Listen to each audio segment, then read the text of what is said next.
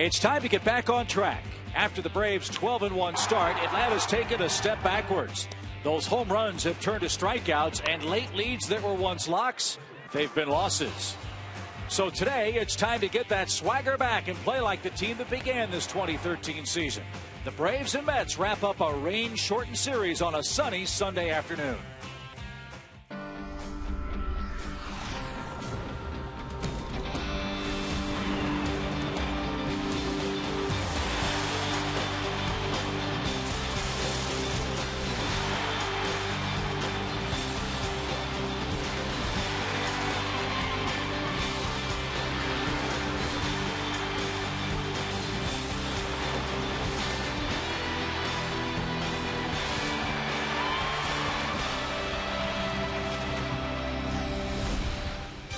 At long last, it feels like spring has finally arrived here in Atlanta. It's Cinco de Mayo, and the Braves and New York Mets battle under sunny skies here at Turner Field.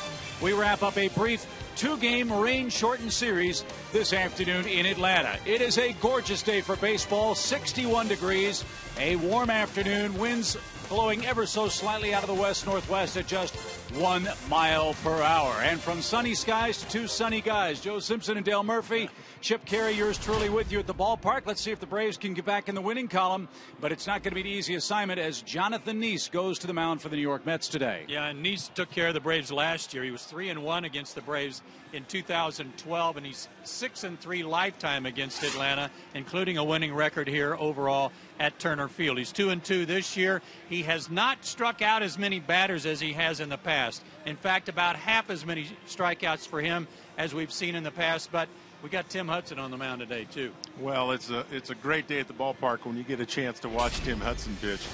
He is an absolute master at movement and location, and his velocity is still really well. Gets up a little bit over 92. Watch these balls here, moving all over the place. It's a fun time if you get a chance. You can learn a lot if you're a young pitcher watching Tim Hudson, how he works. 110th pitcher all-time, winning his 200th game, and the third active pitcher to win his 200th. So it's going to be a good day, I'm sure, for Huddy. While the Braves have had some trouble winning games consistently of late, they have changed the way they've done things a bit offensively, fellas. The ball's not flying out of the ballpark, but maybe a good sign they're manufacturing more runs. And there's some guys that have come on really to help out, especially guys like Jordan Schaefer, who has been leading off and getting on base a ton. But when you're not hitting home runs, you've got to do little things right. Tyler Pasternak, he's been putting down some good bunts. Jordan Schaefer had a key hit to go with 4 walks the other night against Washington. And when you do that, you got to play ABC baseball. Here's a sacrifice fly from Andrelton Simmons that helped produce a run, too. Well, you know, Joe, it's an easy day at the ballpark when you hit 2 home runs a game. In the first 15 games this year, that's about what the Braves did. The last 14, they haven't quite been there. So it's not necessarily in their DNA to play small ball, but you got to learn how to do it occasionally to manufacture some runs. I don't think Braves fans care how they do it, just that they win. And we'll see if Atlanta can do that today behind Tim Hudson, who gets the start today instead of Julio Teheran. We'll see if the Braves can get back on track. And when we come back, Tom Hart will talk to the Braves manager, Freddie Gonzalez, about his decision for today's starting pitcher when we come back to Turner Field in a moment.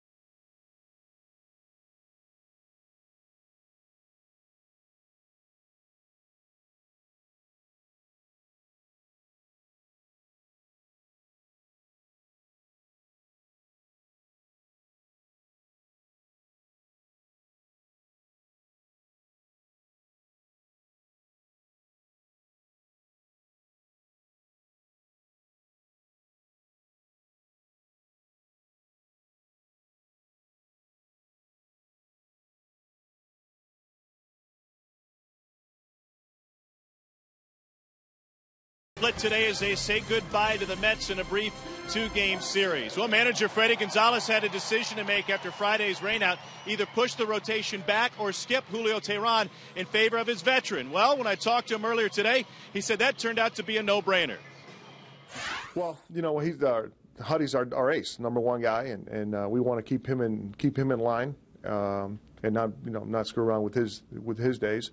We bump Julio, so he'll go into the bullpen for a couple of days if we need him to, in case we get one of those crazy extra inning games, and then he'll go on Thursday. Julio will go on Thursday. Tremendous production from the top of your lineup. It was Schaefer Friday night. Then you got Andrelton, who's really giving you good at bats in the #1 spot. What kind of difference does that make to your lineup? Well, if you get guys on base, the more you put guys on base, the more chance they get to score some runs. Schaefer did a terrific job. Got on base 4 times, and he did a nice job. And we'll get throwing a lefty against us today. We'll put Simmons up there and Chris Johnson second, and hopefully, on Friday I felt that we had some good at bats. Our at bats were better, and hopefully we carry it into today's game. Chip, the best news, the sun is out, and after a wet derby yesterday, no mudders needed this afternoon. And Tim Hudson ready to throw the first orb.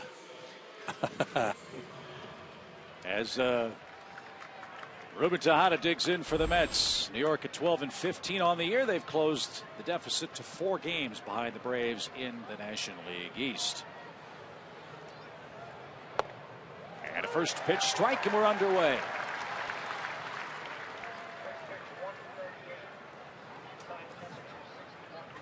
.61 degrees officially at first pitch. Absolutely perfect day for baseball. A little low to Tejada. 1 ball, 1 strike.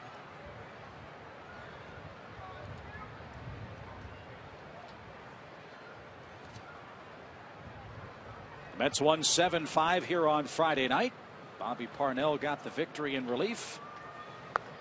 And Tejada had a couple of hits, including a 10th inning RBI against the Braves bullpen. New York scoring a bunch of runs. They're second in the National League in runs per game coming into play today for Terry Collins.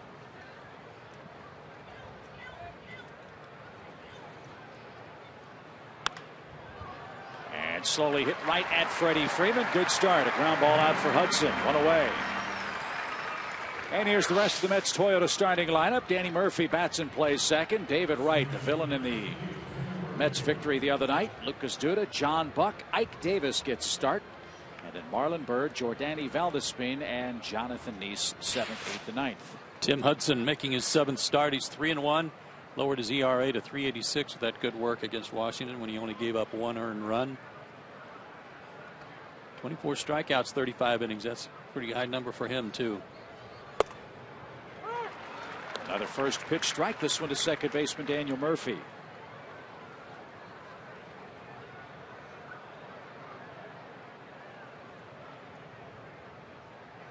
And quickly 0-2. 4 keys to pitching success for Tim Hudson today. #1, back to low. That's because he was really keeping the ball down against Washington with his cutter and with his split. That resulted in a lot of ground ball outs when he won his 200th game. And 429. He's hitting a cool 429, more hits than any other pitcher in baseball. And he just took care of Daniel Murphy with a wicked slider. Boy, Tim's stuff, first 2 hitters, looks very crisp on a crisp afternoon. 2 out. His last 2 pitches to Daniel Murphy, way off the plate, but that's he moves that cutter in. Gaddis couldn't even catch the second strike to him. Shows you how good his ball's moving. This is David Wright. Wright with 2 strikes in the 9th inning, homered off Kimbrel Friday night.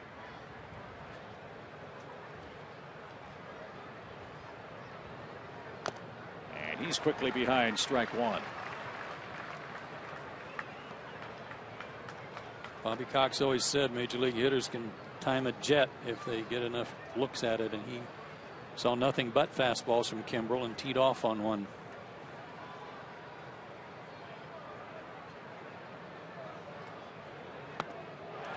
And for the Mets, it was their first win in 20 years here in Atlanta when they trailed the game entering the 9th inning.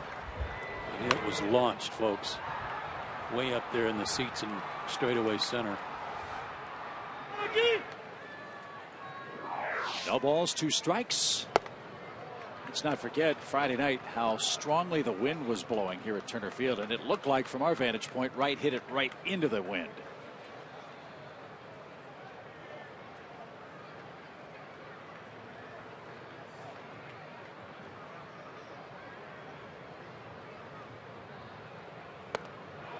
Just missed the corner.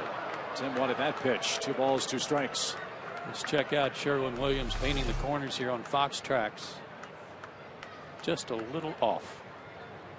Good call by Paul Mallard. David Wright swings and misses. Tim Hudson, a very efficient first inning with a couple of strikeouts. The Braves go to work against Jonathan Neeson, a scoreless first.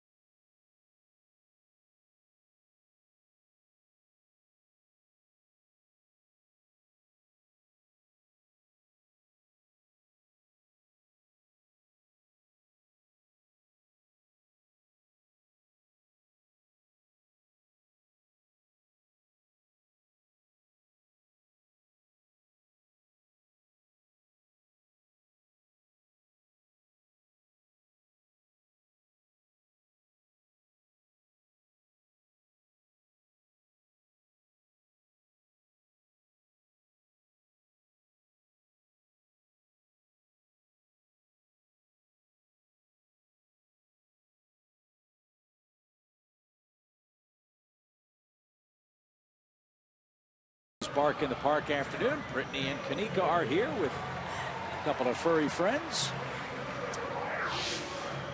And after a scoreless top of the first, here's the Braves Toyota starting lineup. Andrelton Simmons and Chris Johnson bat first and second. Upton, Freeman, and Gaddis in the middle. Dan Uggla, B.J. Upton, Reed Johnson starting in right field and hitting 8th. And Tim Hudson, of course, hits 9th. Jonathan Neese providing the opposition. Speaking of furry, 26 years old, 6'4", 215 out of Defiance, Ohio. Jonathan Neese has been more like, man, he's a hairy dude. 6-3 against the Braves lifetime with a 2.97 ERA and 2-1 here at Turner Field.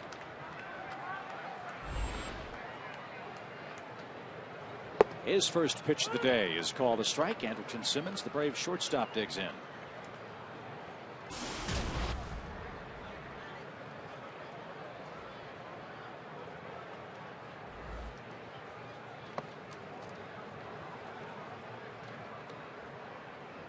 Andrelton knocked in a couple of runs in Friday night's series opener. He's up to 11 RBIs on the season. And his bat's starting to heat up a bit, which is a good sign for the Braves. Tejada at short gets a friendly hop. And Simmons is out number 1. 4 keys to pitching success for Jonathan Neese this afternoon.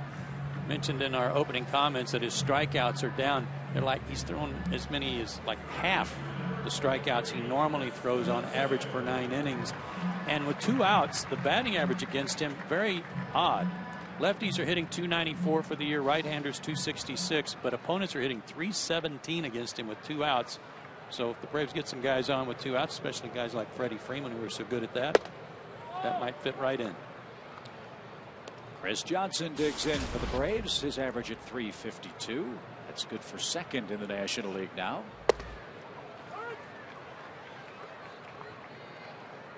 A lot of Chris's good work has come against left-handed pitching this year. He has 13 of his hits and 2 of his homers.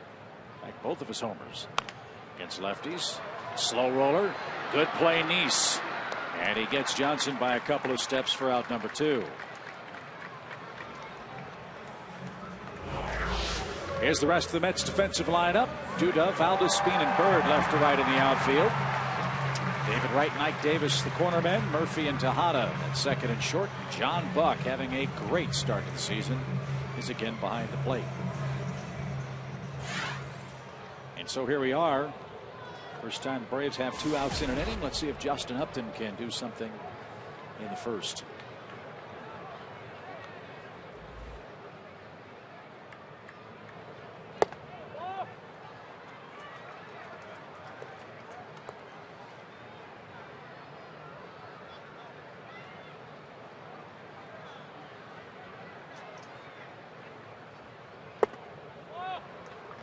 Outside for ball 1, inside for ball 2. Sorry, Chip. His fastball is pretty good. It's low 90s. That one was 92. And he features a cutter off the fastball that's 89 or so. Curveball and a change. Last year went 13-9 for a Mets team that had a losing record.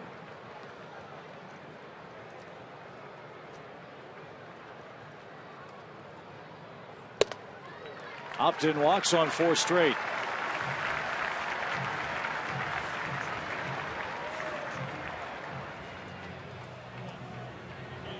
As Joe mentioned, Paul Nauert's got the plate this afternoon. He's joined on the bases by Angel Hernandez at first, Doug Eddings at second, and John Tumpane at third base.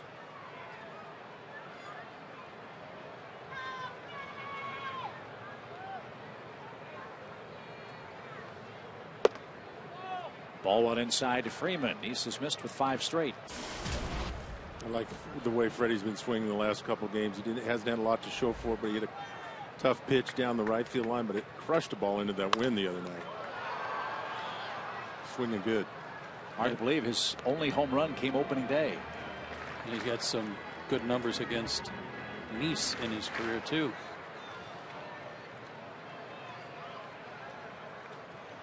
Six hits, 2 of them homers.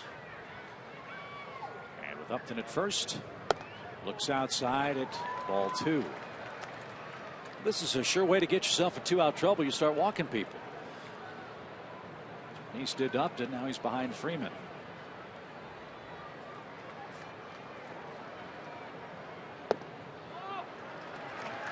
Yeah, that old saying, walks will kill you. 2 walks.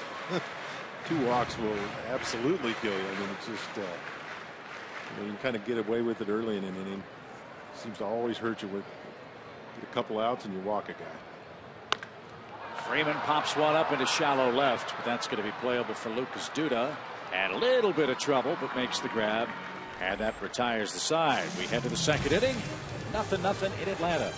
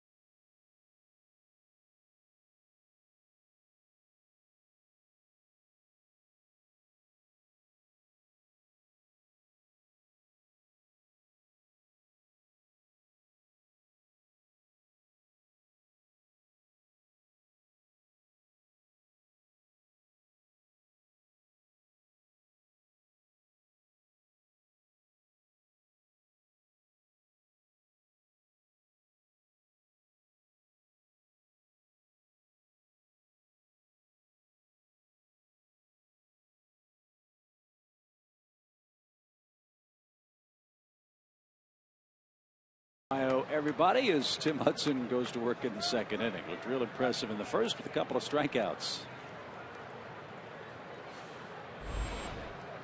Lucas Duda goes to work for the Mets. And guess what? He took the first pitch. Shocker. Speaking of bark in the park, got a picture of a dog named Murphy here from Julie Shade. Thank you very much. I don't think anybody wants to be in the shade today. It's been so long since we've seen the sunshine.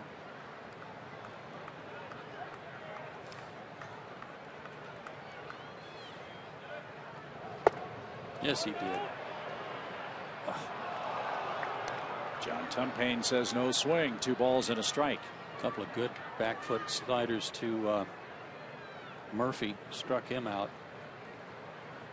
Tried to go to the same place on Duda.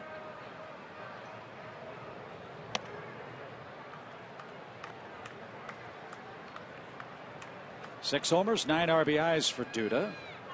He's drawn 21 walks this year for the Mets.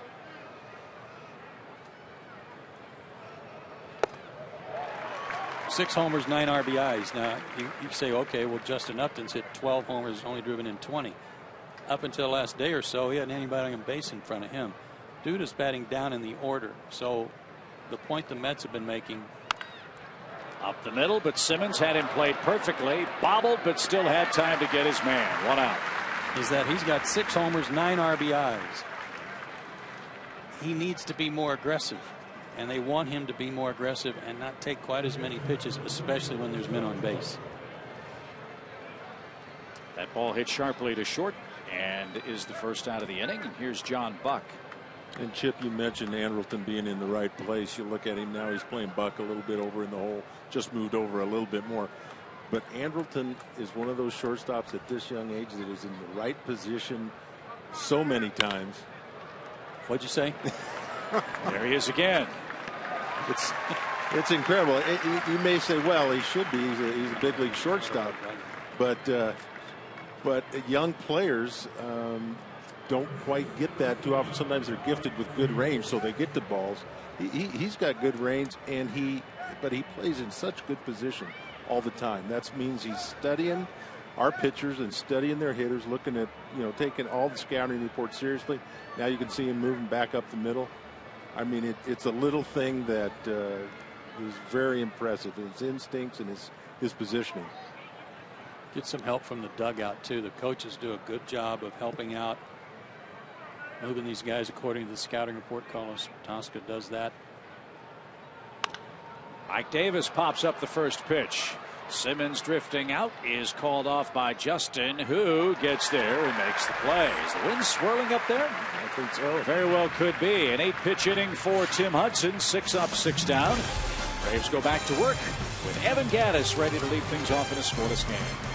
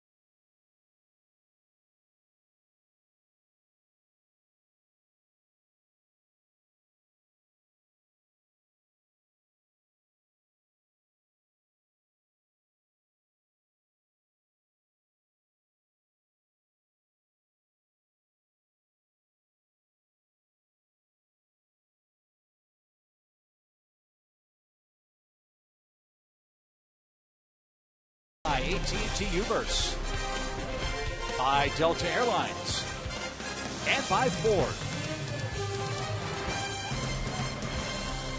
Bark in the Park Day continues here at Turner Field. We have no score.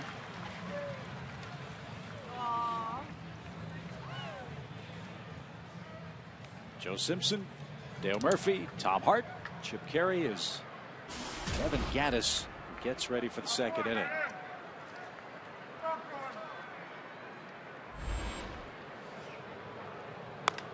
And Gattis takes a shot down the right field line, and that's going to be a foul ball.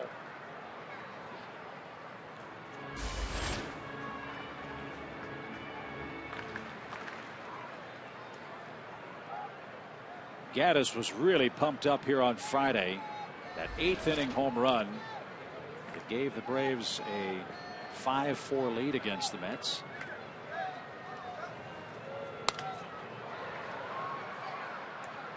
He broke his bat on that pop fly foul and is behind 0-2.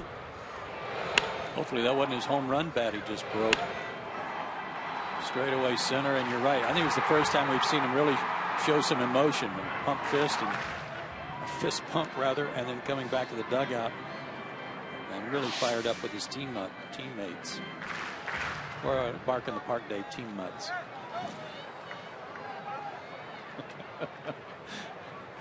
No balls, 2 strikes.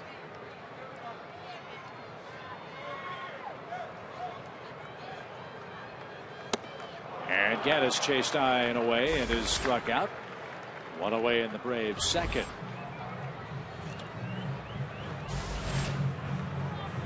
If this cut down on strikeouts is by design for Jonathan Meese, where he's trying to pitch to contact more and get deeper into ball games, then that's working for him, that part of it, because he is giving up more hits. He's giving up more hits per innings than innings pitched. Agla jumps on the first pitch and drives it to deep right center field. That ball is going to get down. Agla around second is on his way to third, and he will stand there with a 1-out triple.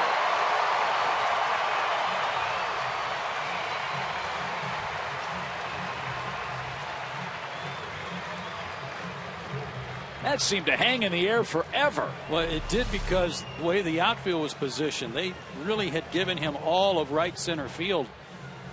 It looked like Valdespin had moved over to play him to pull. He had, but he didn't bring Marlon Byrd with him. Yeah, that's a good pickup, Joe, because that's the job of the center fielder, is to always let the left and right fielder what side of the base you're on and bring him over with you. If you're playing playing the hitter to pull, and you got to be playing Dan Uggla to pull a little bit. Dan's first triple since the 2011 season. It's the first triple for the Braves team this year, and it sets things up for B.J. Upton. Runner at third, 1 out. Needs some contact here, and Upton quickly behind 0-2.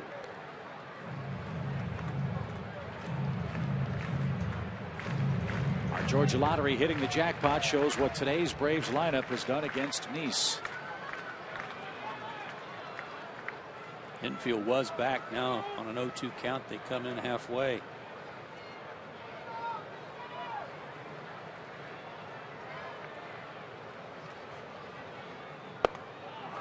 No contact, 2 outs.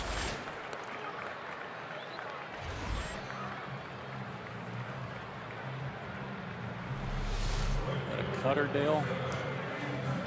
Yeah, it looked like it. You know, I was just getting ready to say I sure liked the way B.J. swung the bat the other night. Me too. Tough AB there.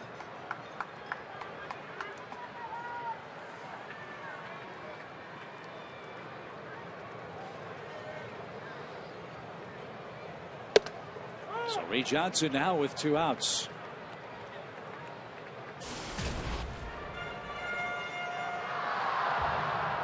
As Freddie Gonzalez said, this is a Braves club that will strike out.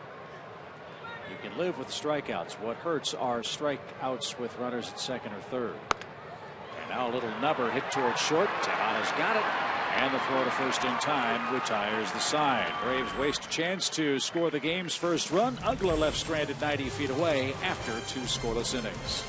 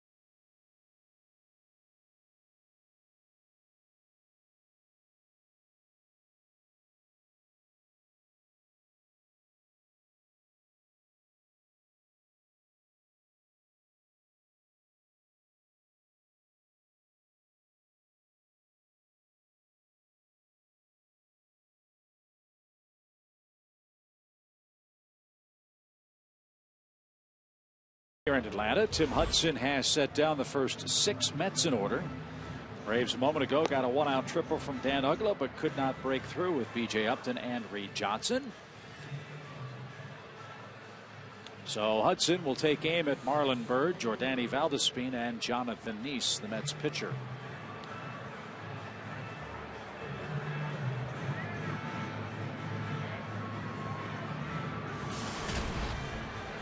Byrd hitting .244, a couple of homers, 12 RBIs. Marlon homered in the 8th inning on Friday, too. In fact, the Mets hit 4 home runs in that game. They've got 32 long balls so far this season. Braves have hit 40 in their first 29 games. And Byrd, first pitch. Nice play at third. Johnson scrambles and fires late to first.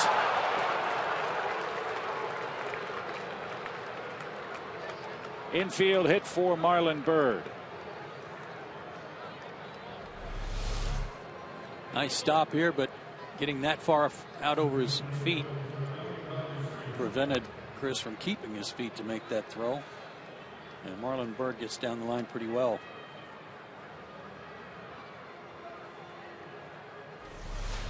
I noticed where Chris Johnson has appealed to the league on the play the other night that was first ruled an error, then ruled a double. Right. That's a good gesture. Chris's part. Yeah, take a couple of earned runs away from Chris Medlin. Here's Valdespin. And Hudson's breaking ball continues to be very effective in the early going. Strike one.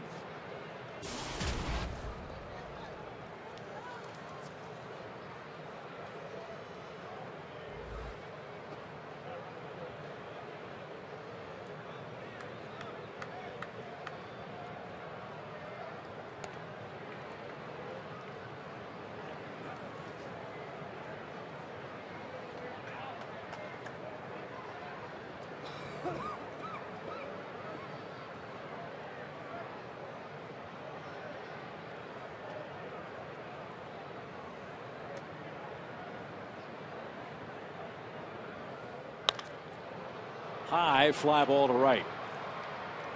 Reed Johnson camps underneath that. He handles cleanly. One man down.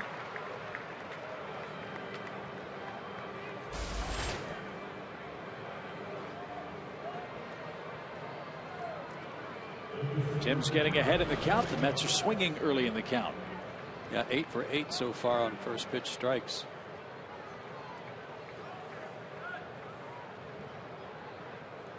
Neese has a couple of hits so far this year, but he's going to try to bunt, it appears. Draws it back and takes outside. 1 ball, no strikes.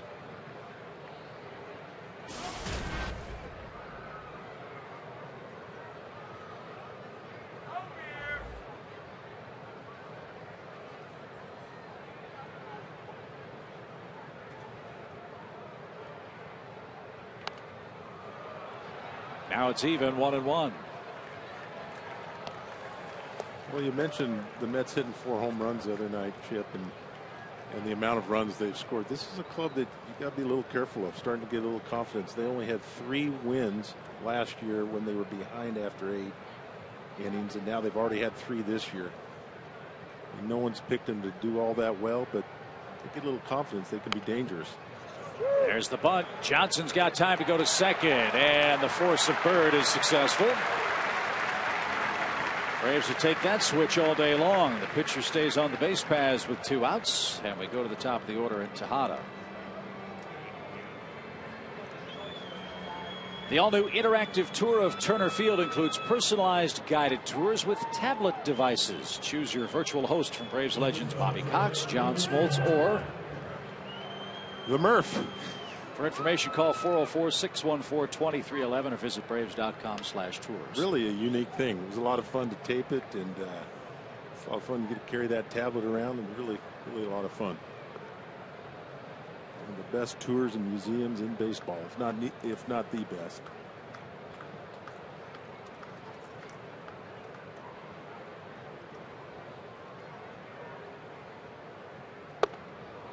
That got the inside corner. As Tejada behind 0-1. Freddie Freeman took care of him his first time up.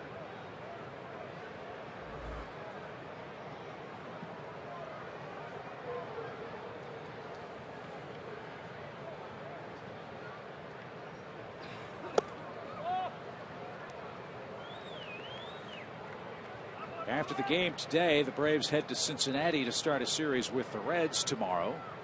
The Mets go home and have an off day, then welcome the White Sox and the dramatically improved Pittsburgh Pirates for 4 games.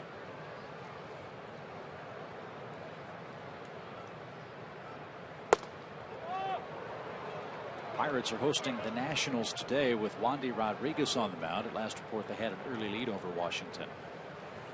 How about the job that kid did for the Marlins last night against the Phillies? Well, Fernandez. 7 innings, 1 hit, 9 strikeouts in his first big league win. Yes, he's the Marlins version of Matt Harvey, young man from their system who can really throw hard. Yeah, and as good as Jonathan Neese is against Atlanta in his career, the Braves, I believe, caught a break in the way that the Mets stayed with their rotation, keeping Neese in there, not skipping him. Braves didn't have to deal with Harvey, but they will. Strike 3 called outside corner at the knees.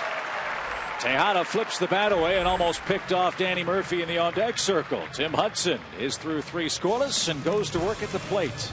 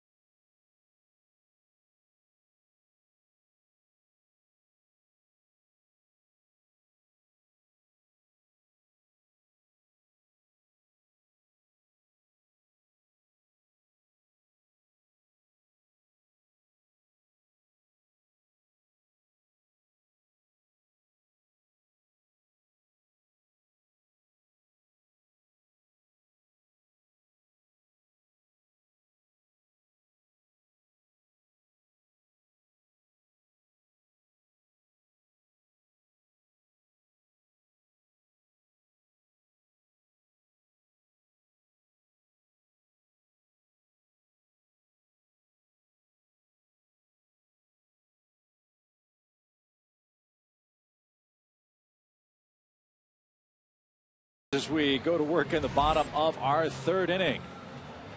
And Tim, the subject of our Academy Sports and Outdoor leaderboard. More hits than anybody, and Julio Teheran tied for 2nd, which was a bit of a surprise. Didn't know Julio could hit. It's driving Chris Medlin crazy, isn't it? They asked him the other night. Right. You like watching Tim Hudson hit? No, he always brags about it. And then he goes out and does it.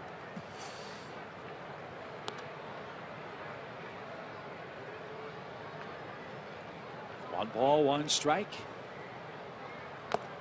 Hudson homered and won his last time out. Hit a home run, he doubled, he scored a couple of runs and won his 200th big league game in the process. Pretty good night. That is a good night.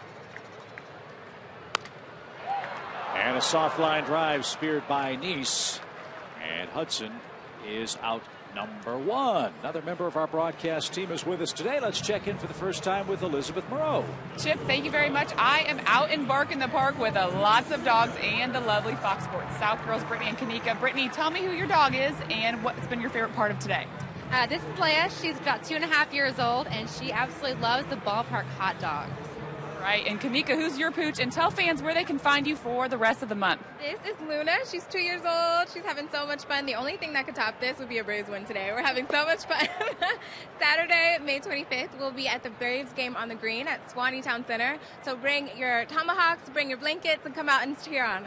All right, guys, there are a lot of dogs out here, a lot of Murphs, actually, and I found this guy, the one and only Chipper Jones. Yes, that is his full name, and he was in the pool, but now he's just showing off for you guys. Very nice. Looking for a treat, too. I thought we might see an Al Canine out there, too. Very nice. Very nice. I like that. Top of the order, it's Andrelton Simmons. He's got a 2-0 count. Al Canine takes the lead over Team Mutts, I'll tell you that. Now, Tilly couldn't make the show today, huh, Joe? Well, no. Our puppy, our Vizsla puppy's name is Tilly, which is short for Attila. And that's a fair ball into the left field corner by Andrelton Simmons. He's going to have a one-out double. Another scoring chance for the Braves. Here in the Atlanta third. We continue. Short for Attila, huh? Short for Attila. Fastball up and in. Nice turn here by Andrelton on this pitch. His hands inside that high fastball. A beautiful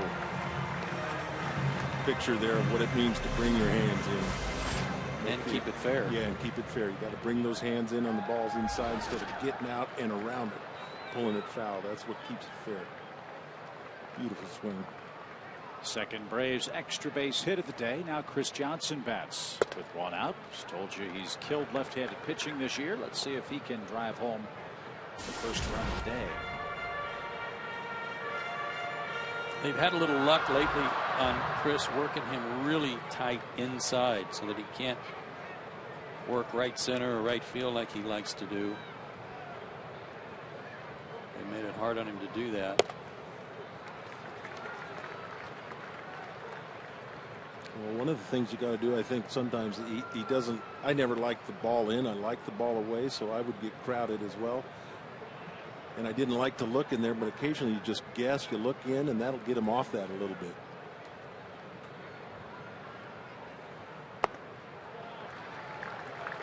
Three balls, no strikes. It's not a good swing thought necessarily to have all the time up there that they're going to throw you in, because then you start pulling off. But sometimes you're going to have to get him out of there. Get a loud foul ball or something to the left side of the infield pretty hard. Might get him to think twice about it. But he does like the ball away. He loves to go that. Chris Johnson's got a really good inside out swing sometimes the other way. Another walk. Well, here's the situation that Justin Upton likes. He's got two runners on in front of him and a chance to put a crooked number on the board. Showed you the batting average of the lineup against Nice in their career today.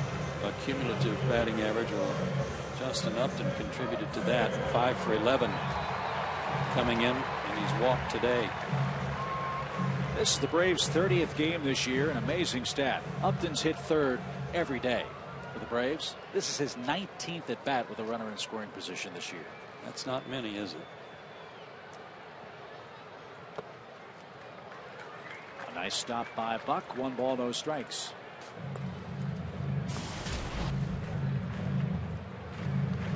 $12 homers, 11 solo.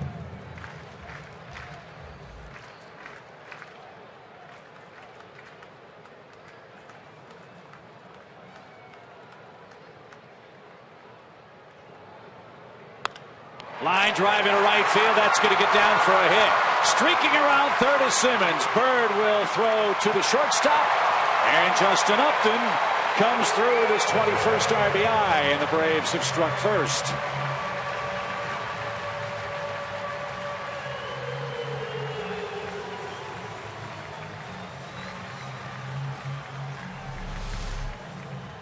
He's hit a lot of balls the other way.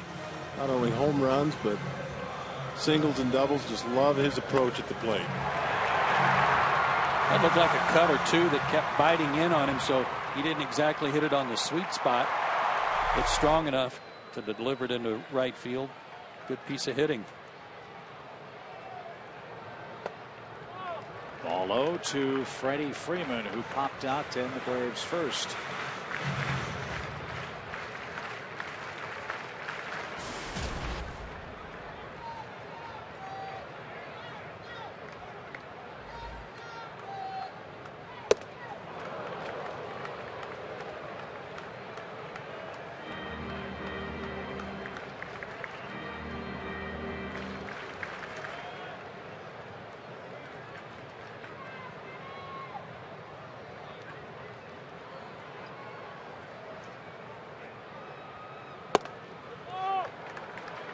You see that number in his terrific batting average with people on base, and I think some of that goes to the fact that he's a little more patient when he's got guys on base than when he doesn't.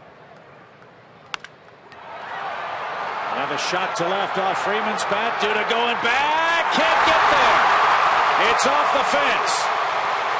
2 runs are going to score. It's 3-0.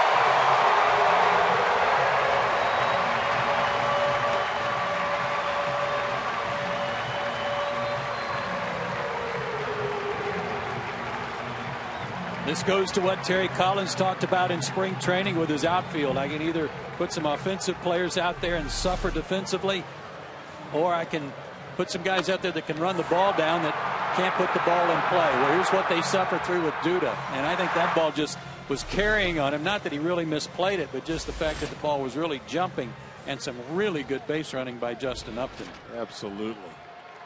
That base running by Justin is all the way around second base. He knew if he did make a great catch, he'd have no chance of doubling him up back at first.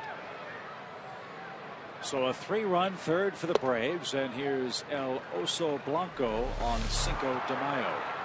Justin at first base. He was already ready to go in case that ball dropped. So he was hot on the heels of Chris Johnson.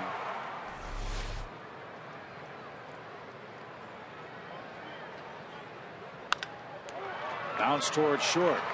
Tejada to his left. Makes the peg to first. 2 outs. Freeman to third.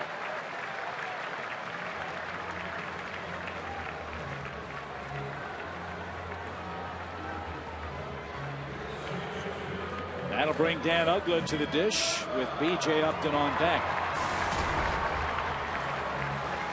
Dan has 3 hits in his last 4 at-bats.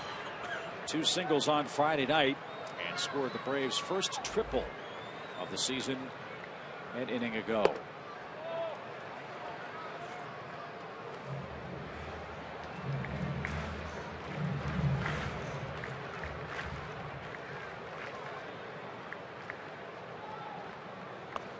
That one gets away.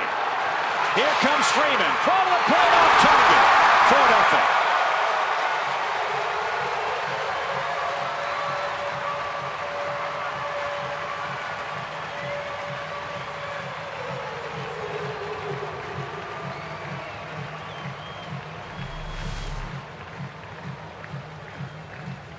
Buck just didn't get his glove down in time, and then it looked like the Mets caught a break because of the way the ball came off the wall.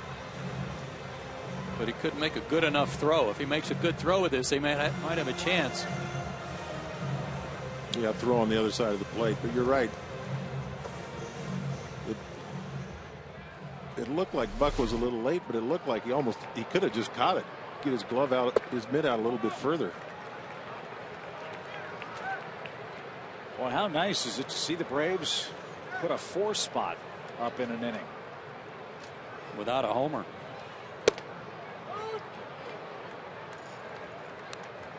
It's been the trend the last 3-4 games or so.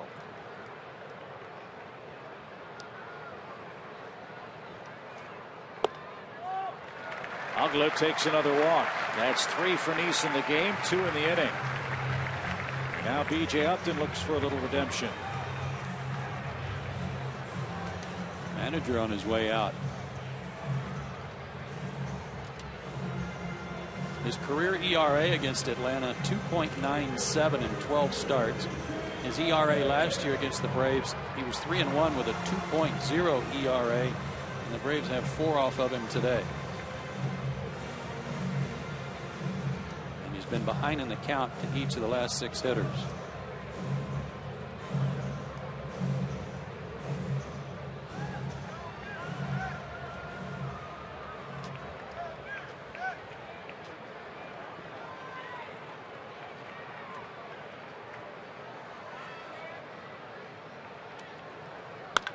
Hard hit ball toward third, and that's off Wright's glove.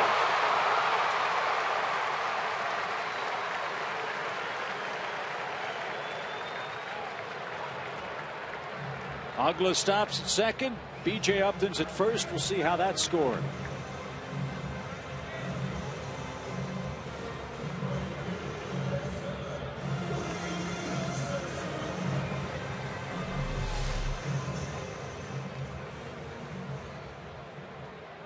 Sharply hit. Got an in-between hop here. And as much as I'd like to say that was a hit, I'm not sure it'll be scored that way. Oh, good, it was. Here's Johnson. He sends one into center field for a hit. Here comes Ugla around third. Bird loads up. His throw to third, not cut off. It's 5-0 Atlanta.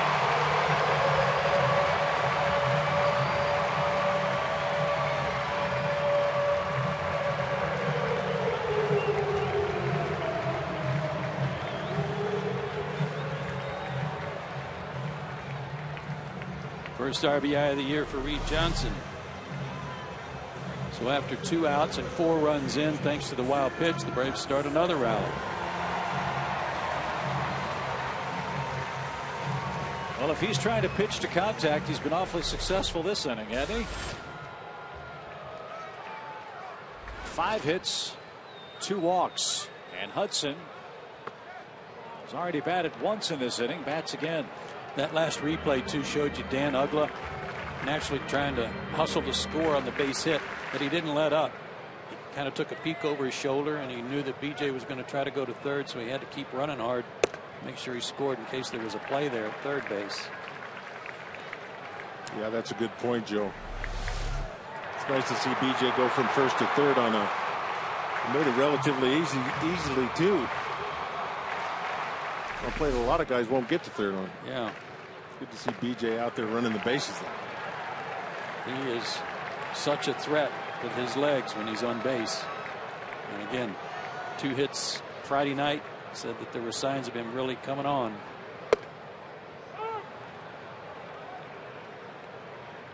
Three balls and a strike for Tim Hudson.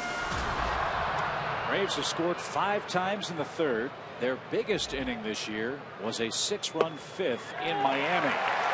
And they can add to that with Andrelton Simmons coming up with the bases loaded. No one throwing in the Mets bullpen, but they're beginning to loosen up. Last year he's averaged about a walk every 4 innings. 2 per 9 innings, let's say. This year that walk, that's already his 4th one today. That's 17 in 35 innings. That's 1 every 2 innings. So if his walks are going up, his strikeouts are going down. That's not a good combo.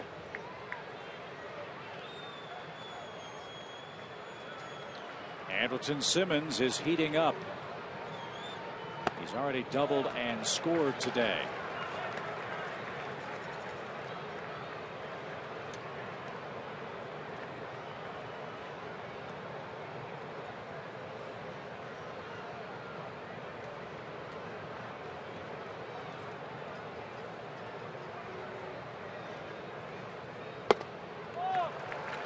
Andrelton, our Lowe's never stop improving feature today. Almost 100-point improvement. Wow. Last 13 games. I'd say that's quite a bit better. And if he's going to be at the top of the order, Dale, that on base percentage mighty important to him. Absolutely.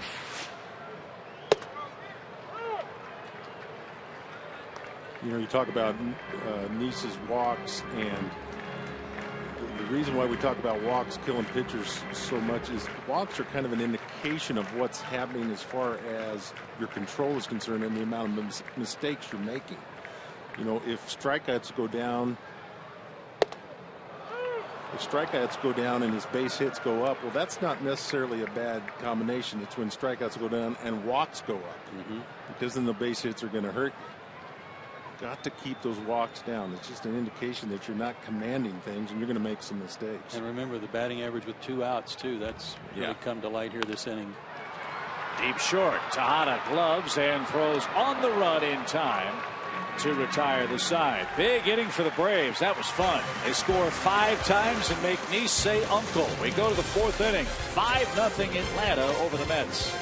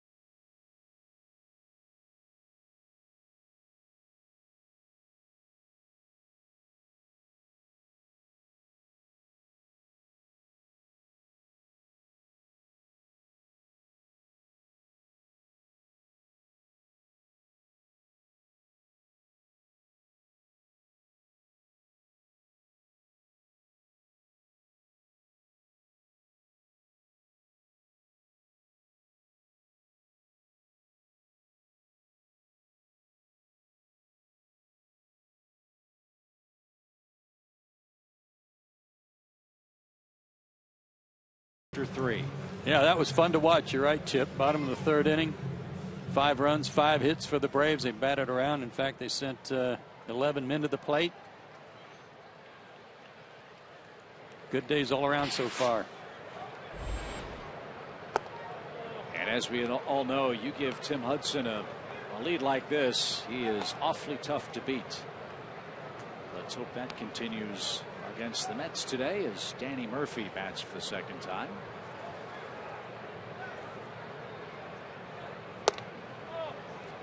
We saw how the Mets came from behind the other night when it looked like they were done in the big hits in the 7th and 8th innings for the Braves. And we've got a ways to go, but this is an important win for Atlanta. Remember, they split that 2-game series with Kansas City. They split with Washington and they lost the first game of this series. And their home record had dropped to 8-5. So it'd be a really important win to get out of town to start that 10-day road trip with a W today. And that is a tough trip coming up. Yes. Make no mistake. Murphy takes a leadoff walk in the Mets' 4th inning. 3 with the Reds, 4 in San Francisco with the Giants, and then down to Arizona. That's what's ahead for the Braves, who then come home and play the Dodgers, I think. Well, think of it this way, and no one would admit to this, I don't think, on the team, but after that long road trip, that cold road trip, and especially the way it finished up in Detroit, you come home against your arch rival, so you're going to have some adrenaline pumped up for that series. You win the first 2 games. And then it's easy to say, or to, I think, say that fatigue probably set in a little bit the last 3 days. the 2 against Washington, 1 against New York, that it would have been easy to say, boy, you know, there's no rest for the weary. I think that rain out yesterday was a huge thing for Atlanta. I was going to say, you guys played mentally. I'm sure that was just a big break. You don't get days like that here in Atlanta too often. As Wright unloads to center field, B.J. Upton going back, still going back, and that ball is going to carry out of here. Captain America is on a tear. David Wright, a towering 2-run bomb, makes it a 5-2 game.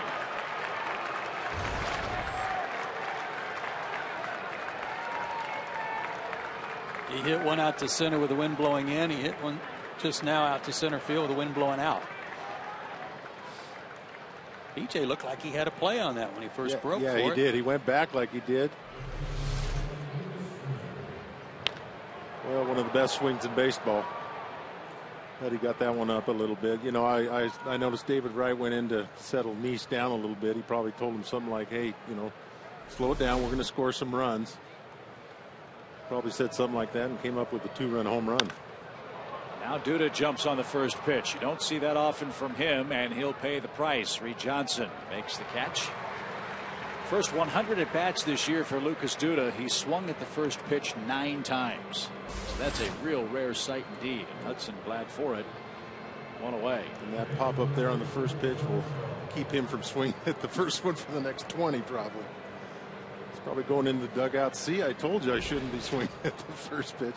Probably had a pitch to hit, though. Probably should have hit it. Buck swung at the first pitch last time up and grounded out to short. Well, it's not bad strategy to do it against Huddy. It's one of the best in the business of starting guys out with strikes. Might be your best opportunity. This guy has been quite the find for the Mets. Last year with the Marlins, hit 192 with 12 homers and 41 RBIs for the season. He's hitting 260 or thereabouts with 10 homers and 29 RBIs right now. It's May 5th.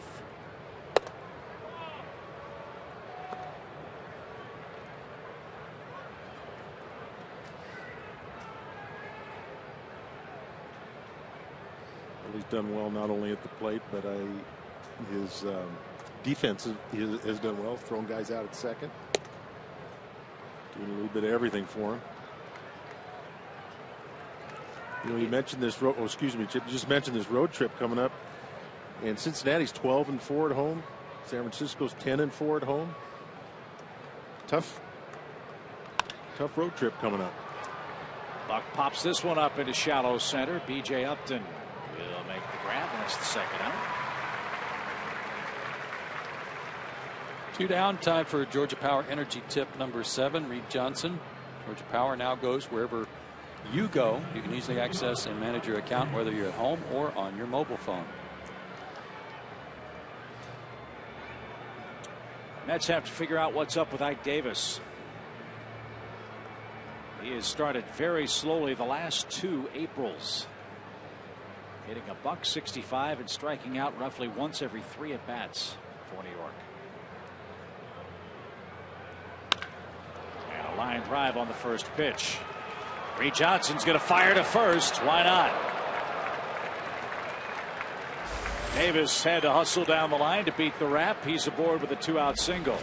Well, you got to like that effort by Reed Johnson. Not playing every day, and all of a sudden a ball hit to you like that. But the fact that he was thinking about getting him at first, I really like that. I tried that a couple of times and threw it in the dugout. That cured you, huh? Yeah. Concede the single, Murph. But just the fact that he was thinking that, I mean, that you know, that's something that everyday players kind of go through. But now here's a bench player get a chance like Reed to get in there, big game, and had that thought through his mind. That's heads up. As much as Ike Davis has been struggling, that's the last thing he needed.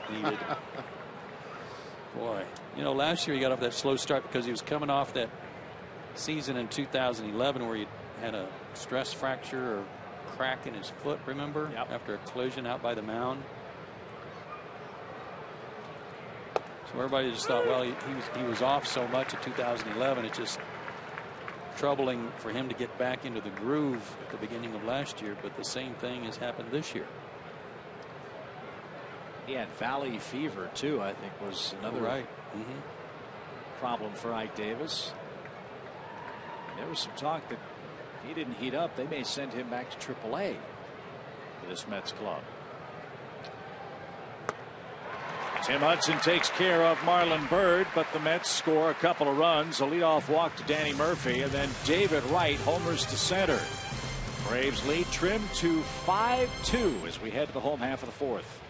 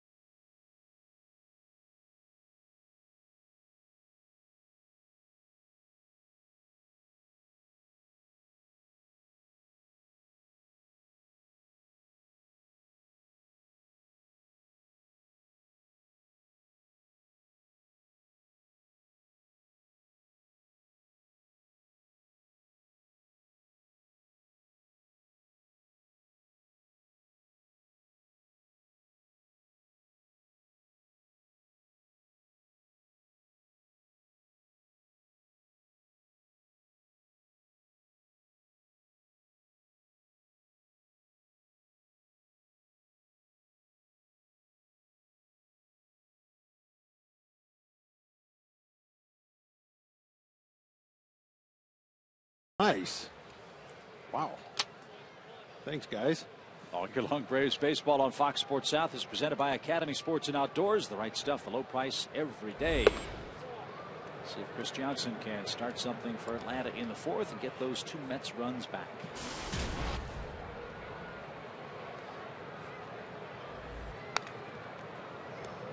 As much as we've talked about Chris's offense, what do you think, guys? You've seen him play. I've seen quite a few games, but not all of them.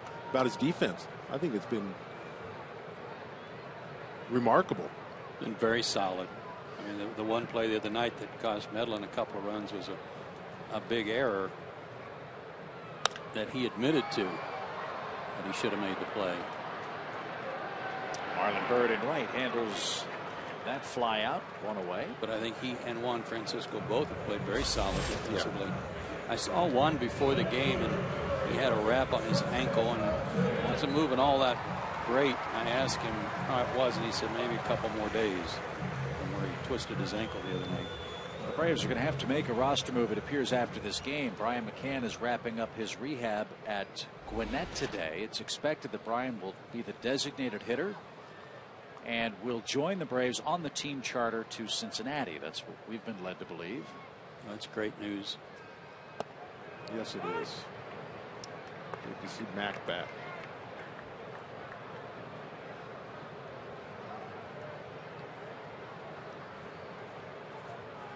Justin Upton with a 1-strike count, now 0-2. He's walked, singled, scored, and knocked in a run.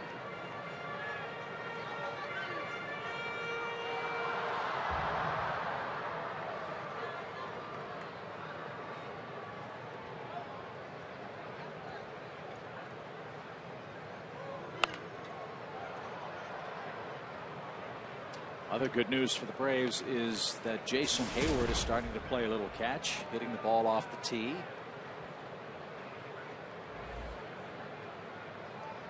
He's apparently going to travel with the ball club on this road trip, and he might be ready to go out and rehab in a week or so.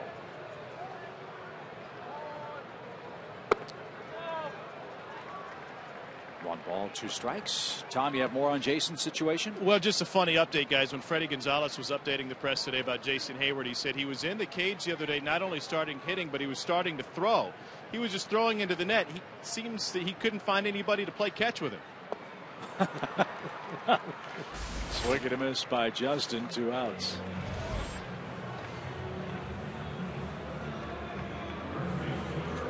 Third strikeout for Nice. It's funny. You find a guy to play catch. I think as well as the Braves have done, a lot of times we forget this has not been a complete team since the start. Getting Brian McCann back. Jason Hayward's been hurt a lot. Brandon Beach is throwing well. Yeah, he's his rehab stuff. Going to be close to rehabbing himself pretty quick. Freeman to the left side. Oh, right. Cuts in front of Tejada, who makes the play. And the Braves are out in order in the 4th inning. He sharpens up and trails 5-2 after 4.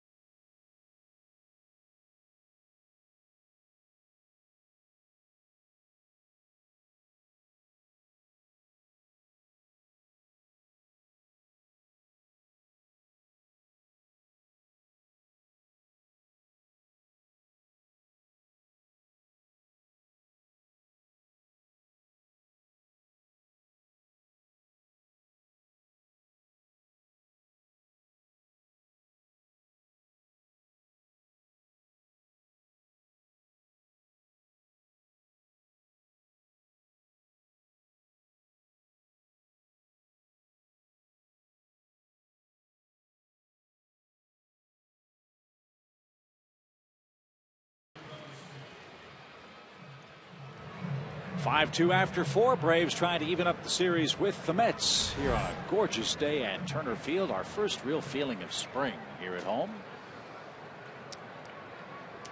But it'll be fleeting. We're on the airplane right afterward and head to Cincinnati, San Francisco, and Arizona. Valdespin starts the 8th for the Mets and takes a strike at the outside corner.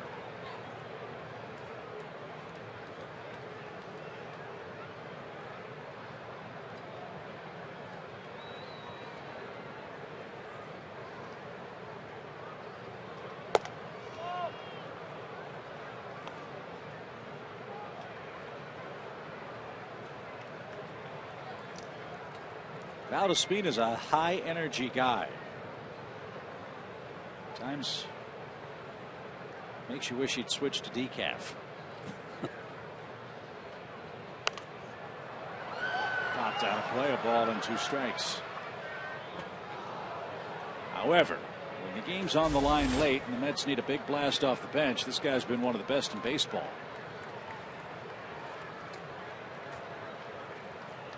He's had a knack for not just late game pinch hits, but pinch hit homers.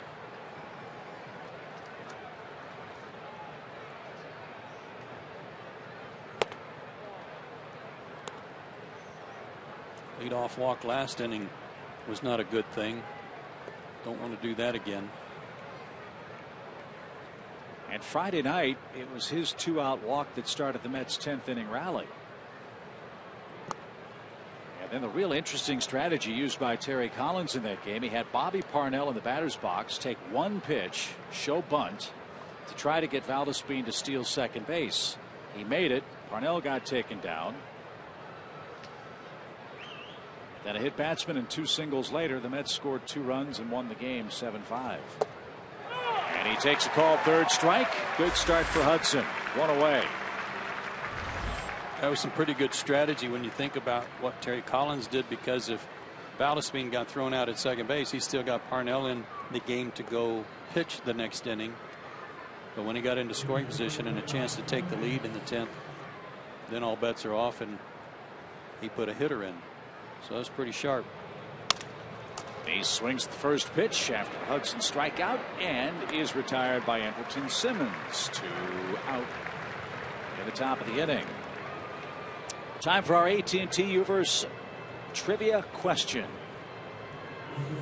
And today's question is, who holds the Mets record for single season wins by a left-handed pitcher?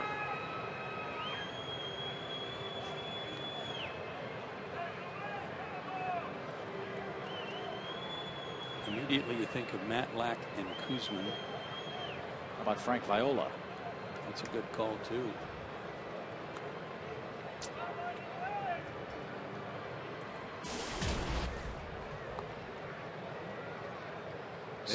Was it Fernandez? Yeah, was it single season?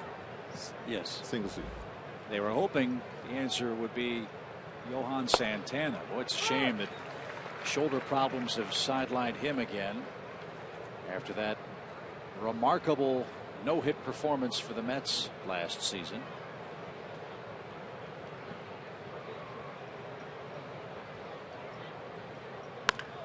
It took him 134 pitches to get the no-no, but amazingly for the Mets in their history, with all the great pitchers they've had, that's their first and only no-hitter. Carlos Beltran, that ball was called foul, so it was ruled no hit. Baxter broke his collarbone making that catch in the outfield. 8,000 plus games to get their first no-hitter. All the great pitchers they've had. And to this day, Terry Collins, I'm sure, tosses and turns and thinks about, should I have allowed Johan Santana to continue? And Santana himself wanted to pitch. Yeah, and there's no evidence that that was the reason his shoulder started hurting, but it did start hurting somewhat close to that start.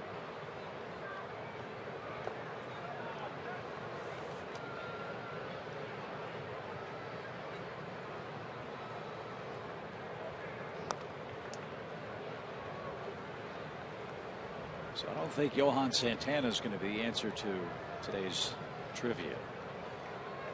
Most wins by a left-handed starter in a single season for the Mets. 2 balls, 2 strikes to Tejada, and foul again. When Jose Reyes became a free agent and did not re-sign with the Mets, instead went to Florida for 1 year, this guy really stepped in and did a good job. Played well for him and continues to play well for them.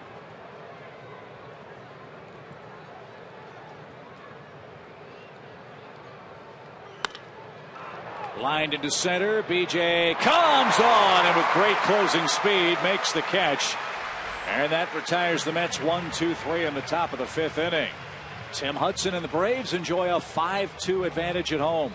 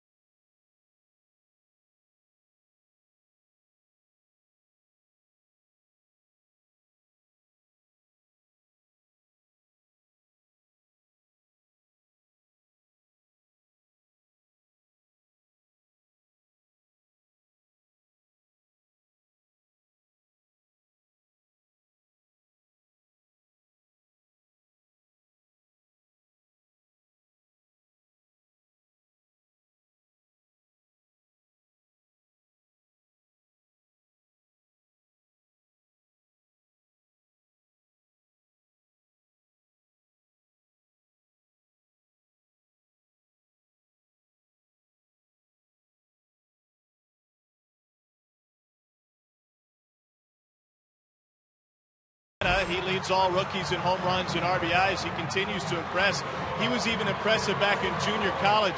Mets pitcher Jeremy Hefner will throw Wednesday. He was a teammate of Gaddis at Seminole State Junior College in Oklahoma. He recently told the story that Gaddis, coming off of right knee surgery, insisted on taking batting practice. So what did he do? He leaned his crutches up against the cage. He got in, he hit, and 8 out of the 10 that he hit left the yard. That was, guys, off of one leg, and by the way, it was his front leg. The knee surgery was on his right knee. A fly foul back toward us, strike one. Somehow, Tom, that doesn't surprise me. Really doesn't. It's just, he's so strong. And one of the things that I think helps him is we showed the difference in his batting stance between now and when he was at Rome, and the fact that he is spread out and just lets his hands do the work. It's really all he needs. And with Brian McCann possibly joining the ball club in Cincinnati tomorrow, the question everybody in Braves country has is how will they divide the at-bats between McCann, Gaddis, and Gerald Laird on this roster. Sharply hit and too hot to handle for Tejada at short. Big turnaround first for Gaddis, and he'll stop at first.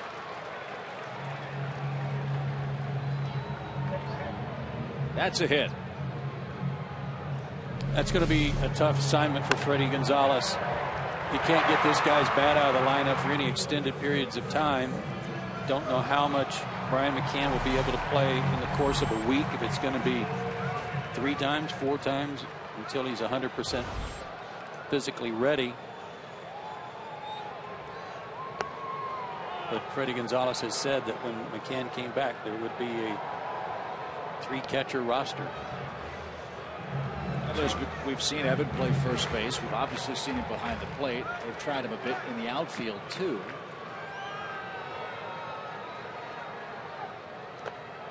As Buck can't handle that ball in the dirt, and Gaddis with good instincts moves up 90 feet. Wild pitch. You know what? He almost forced Valdespin into a mistake on the base hit. He hustled to first. He thought with the way the ball came off of Tejada's glove on the base hit that maybe he had a chance to go to second. So he hustled around first.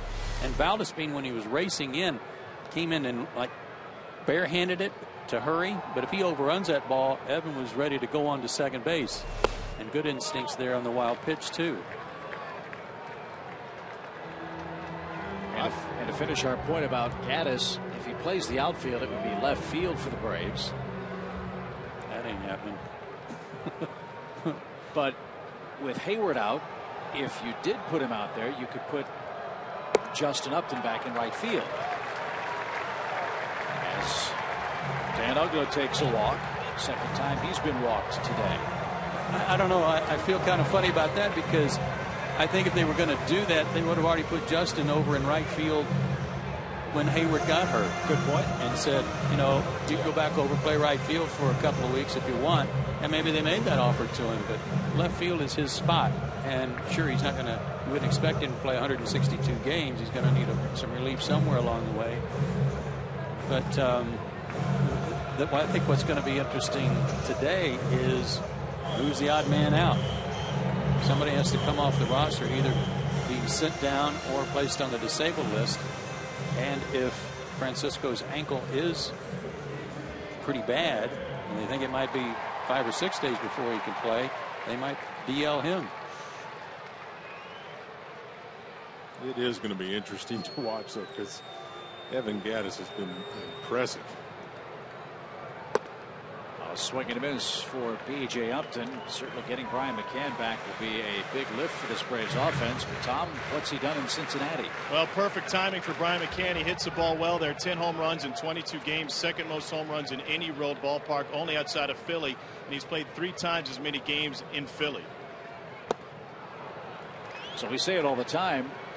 It's a good problem to have when you have too many good players and too few roster spots. Yep. Unless you're the general manager and manager trying to figure out how to make that all work together. That's obviously the challenge for Frank Wren at the end of today's play. As Upton looks high, 1 ball, 2 strikes. Well, the other challenge is you don't really know how it's going to work out, but challenge for Evan Gattis and for the Braves. How will he respond and how will he hit? Not playing just every fifth day. That's a good point too, because he is a power hitter. And he's doing well average-wise, but he looks like the kind of hitter that benefits from playing more often, keeping that swing honed. And now he's going to a bench role. Yeah, and I think it's nice that it works out that one's left-handed and one's right-handed. Yep.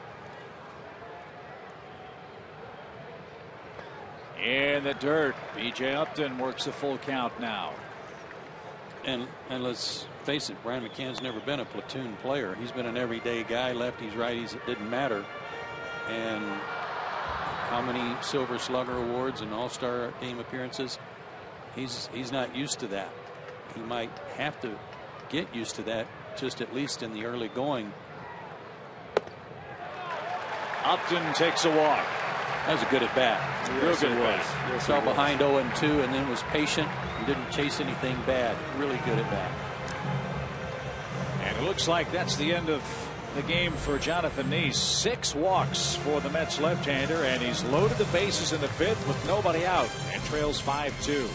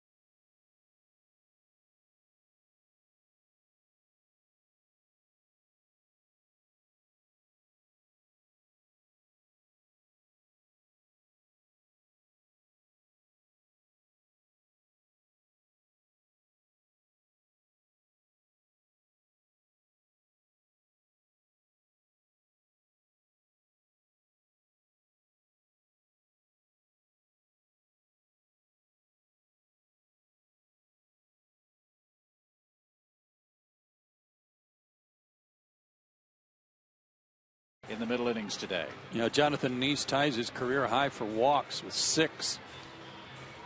Last did that against the Marlins back in 2010. Here's how the Braves got their 5 runs.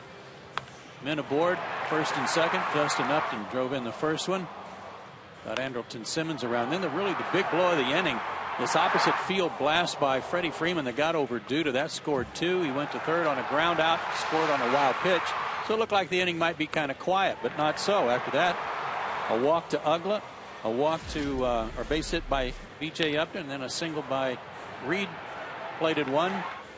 Mets came back with a home run by David Wright in the 4th. It's 5-2, but the Braves have them loaded and nobody out here in the 5th. So Neese has been tough against the Braves of late, but not today. Atlanta pounded away and now looks at the man who closed the game Friday night for New York, Juris Familia, who's now pitching in the middle innings of a 5-2 game.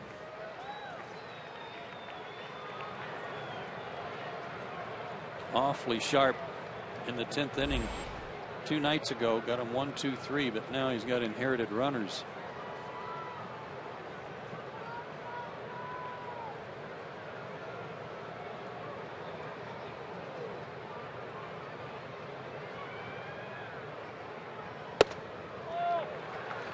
Throws hard and misses with a 93-mile-an-hour fastball. Strike ball 1, I should say. Reed 1 for 2 with an RBI hit last time up.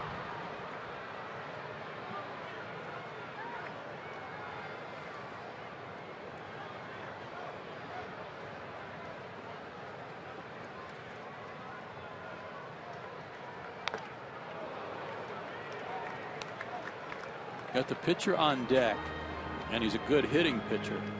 but just the same contact here. We keep talking about how productive outs can be accomplished by making contact. Can't do that with strikeouts. Even a double play here gets a run in. And again, it's the add-on runs that you don't get that are so painful in late inning situations. Lead is 3 as Reed Johnson looks inside at ball 2.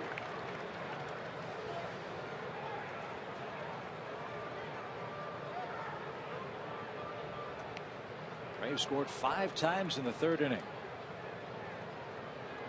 5 hits, a couple of walks in that inning. 3 to be exact. They've earned 6 so far. And Johnson, chance for damage here. Ground ball deep short. That's through for a hit. 1-run score. Streaking around third is Uggla. The throw to the plate is cut off by right. Big day for Reed Johnson in the 8-hole. Addison Uggla score. It's now 7-2 Braves. 3rd RBI of the day, 3rd RBIs of the season. And again, you make contact, you might find a hole, you put pressure on the defense. More good base running, this time by Dan Uggla, who got a good jump on the ground ball and cuts those corners as well as anybody on the team. And some add-on runs indeed.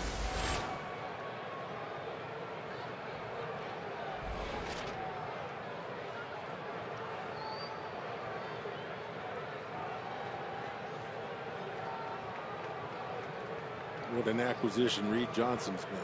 Think about the production he and Jordan have provided in the absence of Jason Hayward. Absolutely.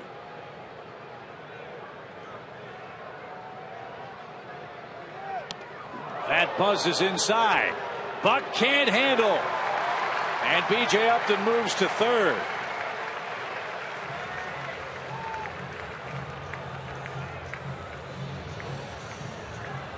But he's probably trying to figure out how that missed him. How did it miss him? I thought it did hit him. It was off the glove. What we heard was the glove and not the skin of his right arm.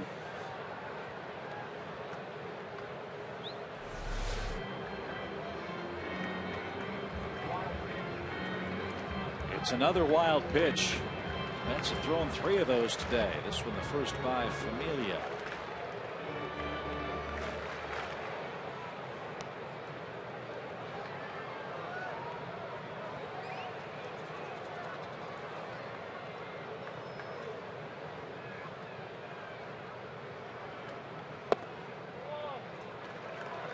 Ball 2.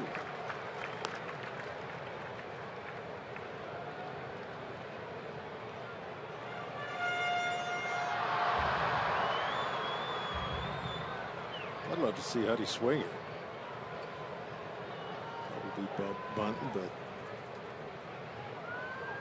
good time to hit. 3 balls, no strikes to Tim Hudson, who's trying to give the Mets an out. And he's going to take one here and see if he can throw a strike.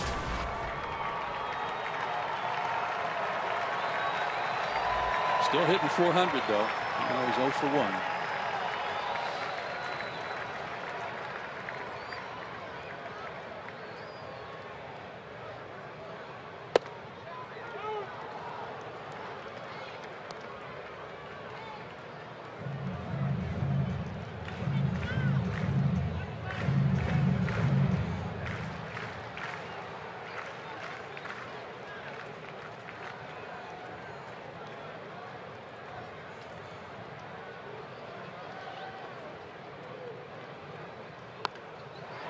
There's the bunt, and it'll advance Reed Johnson. Hudson with a sacrifice.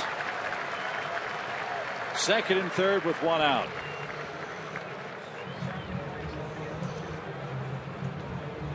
Now the top of the order at Andrelton Simmons. Braves 5-game packs are a great way to catch your Braves in action all year long. Pick 5 games of your choosing and enjoy savings of up to $4 off the gate price on each ticket. Get a 5-game plan today by going to Braves.com/5game or by calling 404-577-9100. Infield in for the Mets with Andrelton Simmons in the box.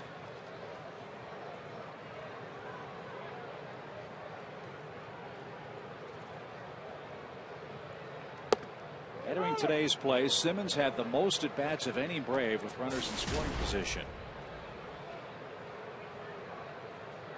5 for 21 before this series wrap up.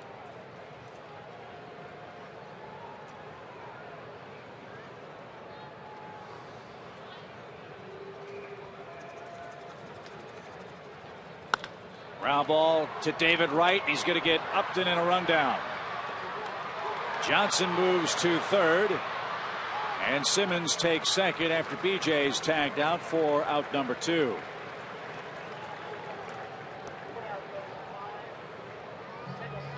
Five to 6, the put out of Upton. Johnson's at third. Simmons all the way up to second base. Now 2 out. Trying to run him down in a rundown is not an easy task because he's so quick and has such good speed. But he did, after he got hung up, stay in the rundown long enough to allow Simmons to get to second base. So still second and third.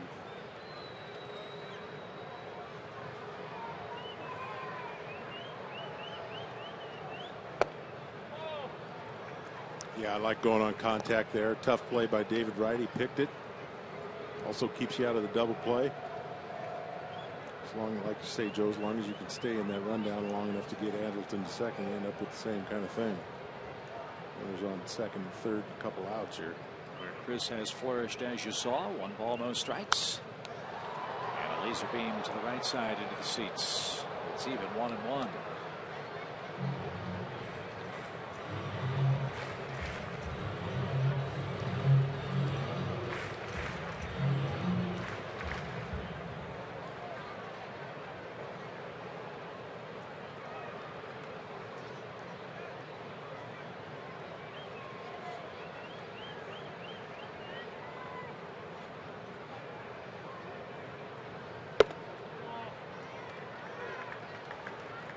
Two balls and a strike.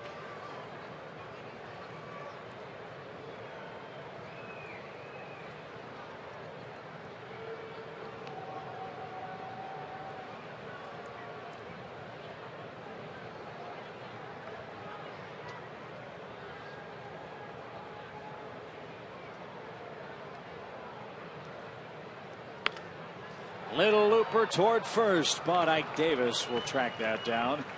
And all in all, a pretty good job of pitching by Familia to limit the damage to just 2 Braves runs. Atlanta will take it, though, after 5. The lead is 5.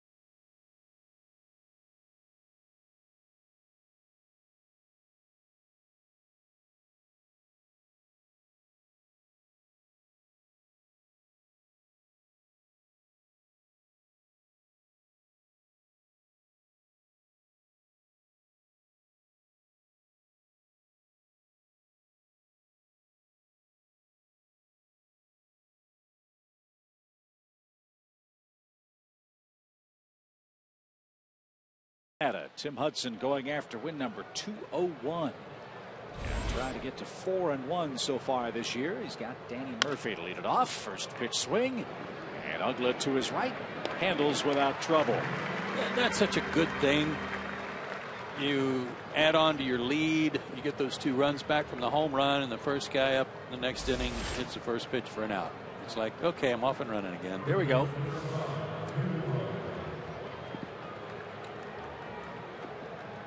And like the Mets, who skipped Matt Harvey, the Braves skipped over Julio Teheran today to keep Hudson on his normal turn. And what we understand is Julio will be available to pitch out of the bullpen for the next couple of days if needed. His next starting assignment will come in San Francisco on Thursday against the Giants. That's what happens when you're the 5th guy. Off days, if you're spot in the rotation, falls on an off day, hang with them. Got to keep the top guys in turn.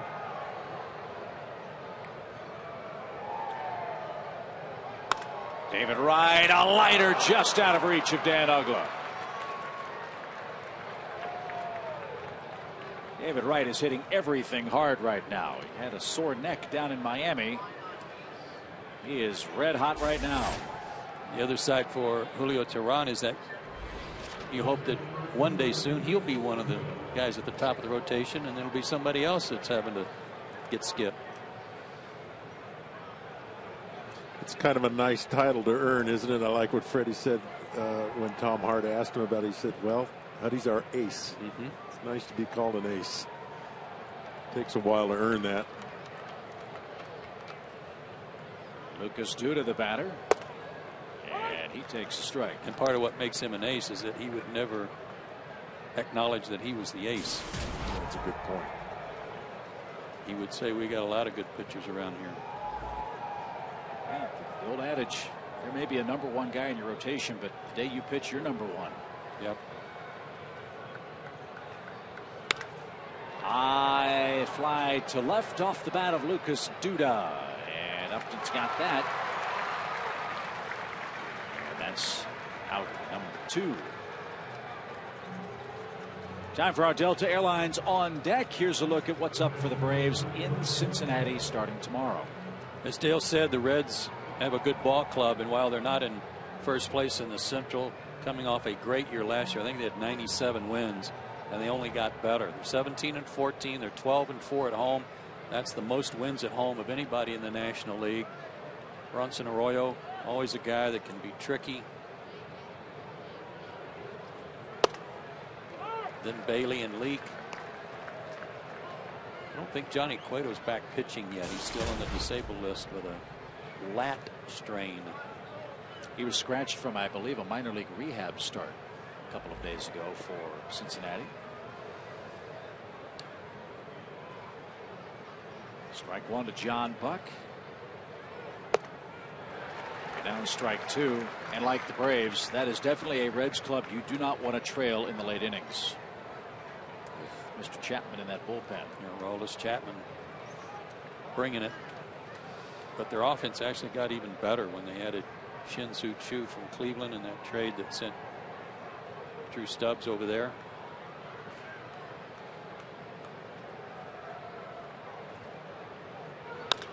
Buck to third. Johnson with a backhanded stab and a perfect throw. 9 pitches for Tim Hudson. He's through 6 with a 7-2 lead.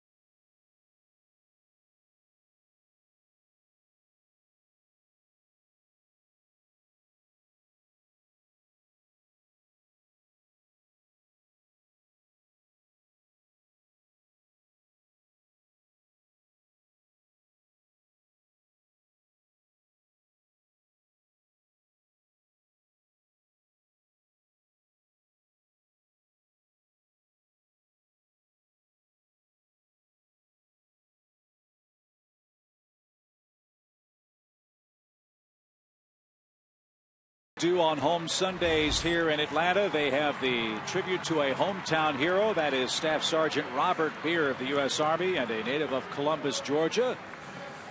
Big crowd here at the TED salutes him with a standing ovation for his service to our great nation, and we salute him as well. Major League Baseball and People magazine are looking to salute our nation's veterans and military service members, 30 of them.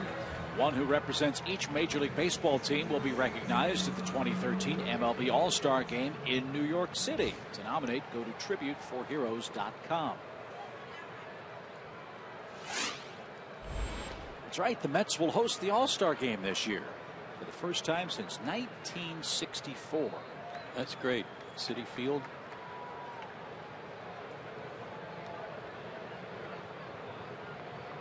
Justin Upton starts the Braves' 6th inning today. He's walked, singled, scored, and struck out. Home run derby might not be quite as prolific as they're used to. You have to juice those balls up just a little bit more than normal.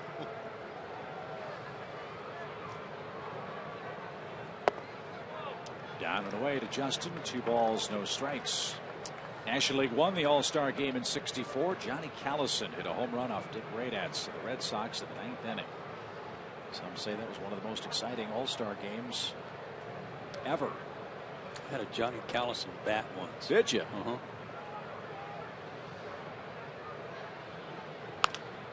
Toward third, David Wright. Tough play. He's something. 1 out. Where would they be without him? Yeah, that play right there is why when he does miss a ball, you're surprised that it is a hit.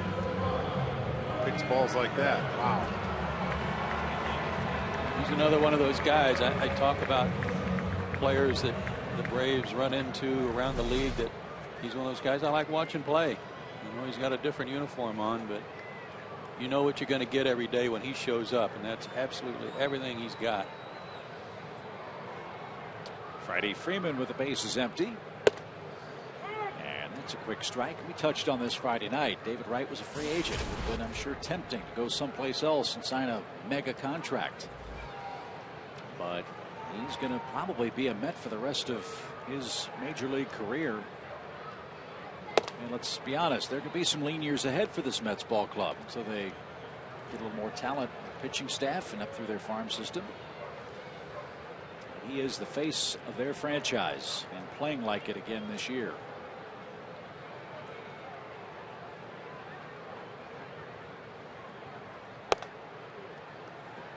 Outside to Freeman, 2 balls and a strike.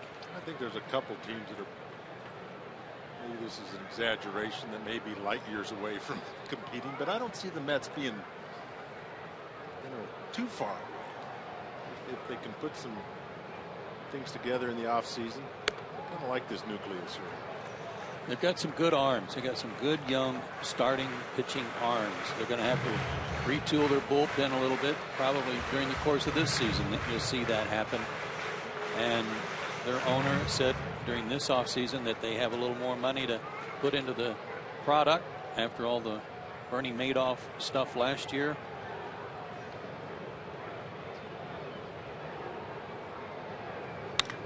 Freeman unloads toward left center field. Duda and Bird going back. That's out of here. An opposite field homer for Freeman.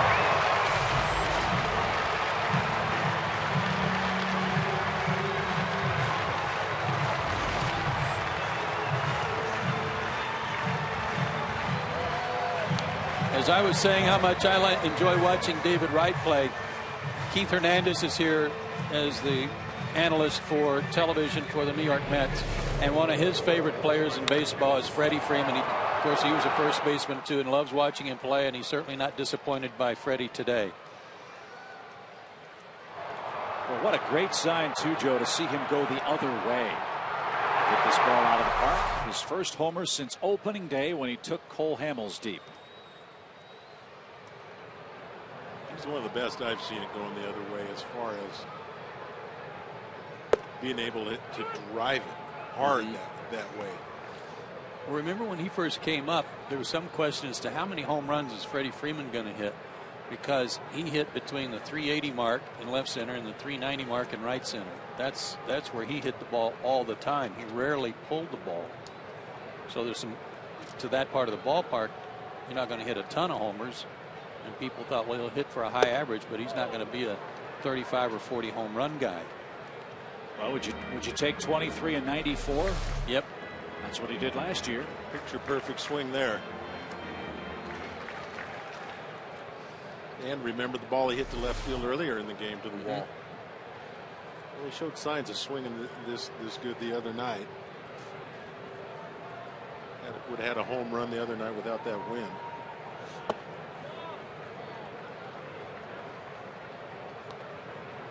Good signs for the Braves offense again, hitting it out, manufacturing runs, and getting ready to go to a very hitter-friendly ballpark against a very good Cincinnati team.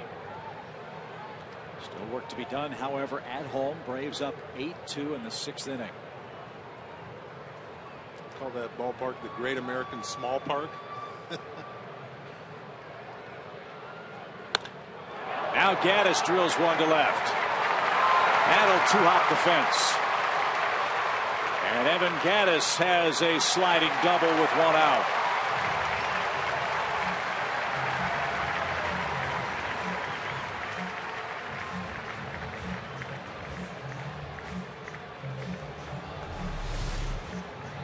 Again, no stride, just picked his heel up, put it right back down. Yeah.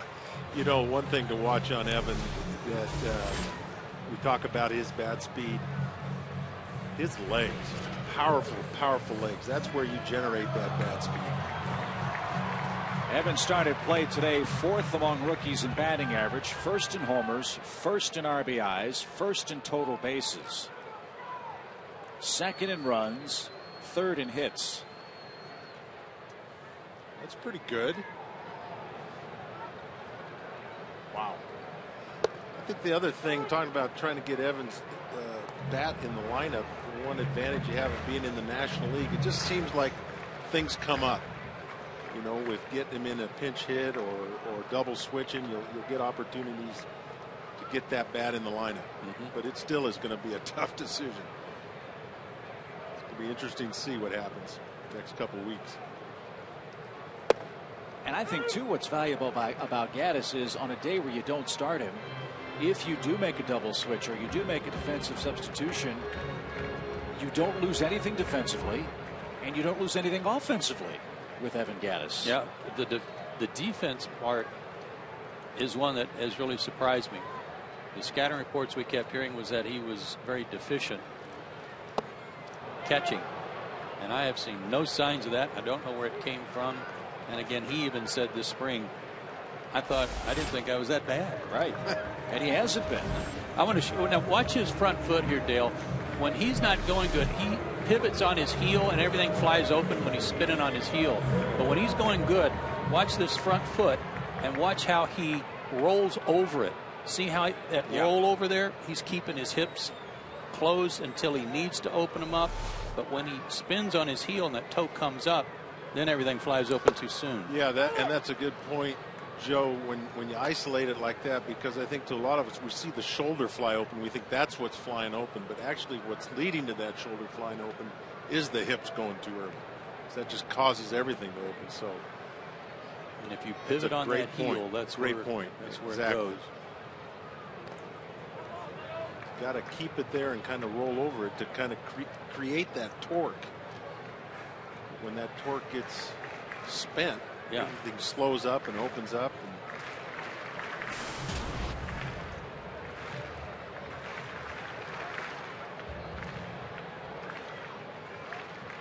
One ball, one strike for B.J. Upton, who's reached base twice today, once with an infield hit in the 3rd inning.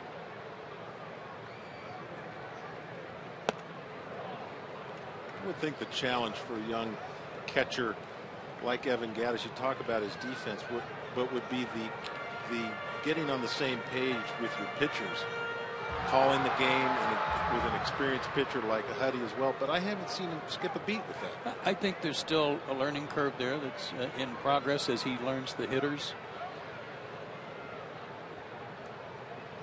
he's been a sponge. Everybody tells me from both the pitching side and from the coaching staff about everything they try to give him to absorb for a game on a scouting report. He takes it in. You don't have to tell him twice, but as you know, it's never the same until you get in there and see how a guy's going, how he's swinging the bat, how quick he is. And for a rookie catcher, that's a tough thing to learn in a short amount of time.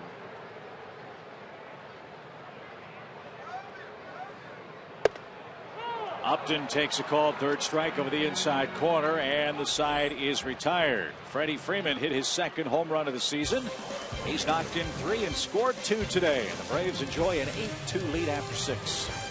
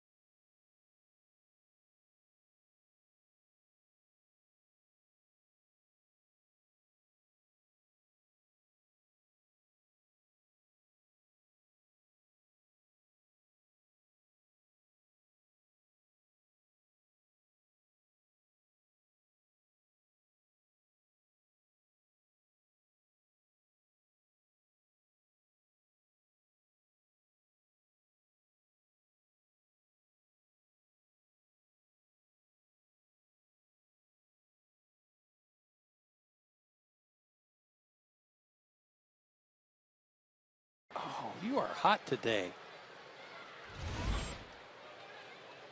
That dog is actually enjoying this weather.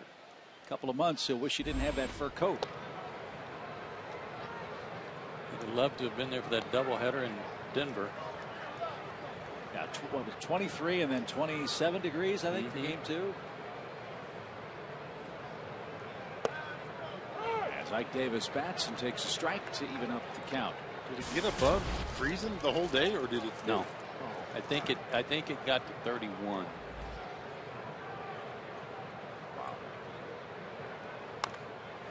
There's some similarities you could draw between Ike Davis and B.J. Upton, both off to slow starts.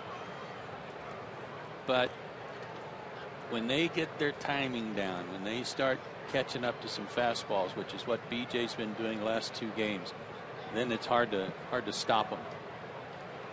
But Ike Davis has got a big load up when he hits. Hands really have a lot of movement to them.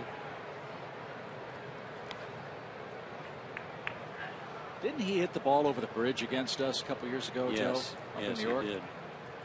At Citi Field above the bullpens, Murph, they have a replica of a drawbridge, I guess. It's way back, isn't it? It's, yeah. It'd be like out to the chop house. Yeah. Here. Wow. Some ridiculous clout. I mean, he cleared it with ease.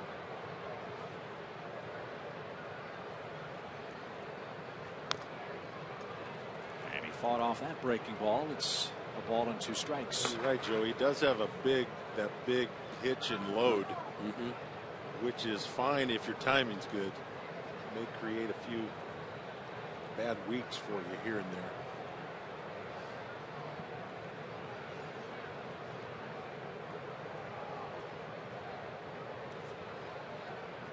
There was one of the few times we've seen Huddy shake him off and want to go through a new set of signs. Isn't that what he said, though? Gaddis is so refreshing. He comes up with stuff that Tim doesn't think about when he's pitching. He'll try new things. Obviously has something different in mind with this count.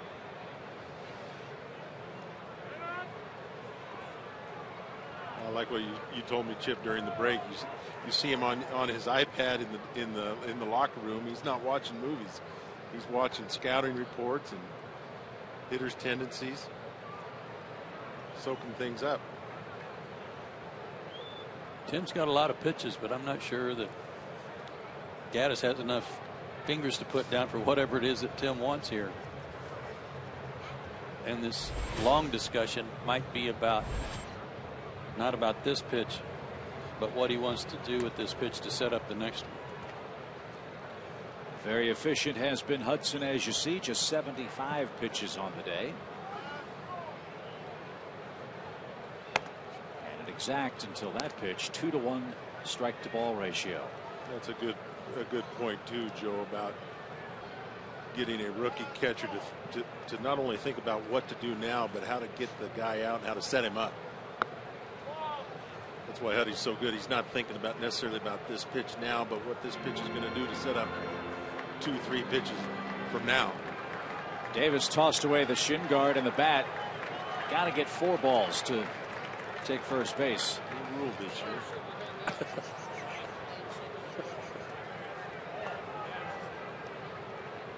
When you broke in, Dale, as a catcher, were you calling all the pitches, or were you getting some help from the dugout? I was calling them all. You were? Yeah.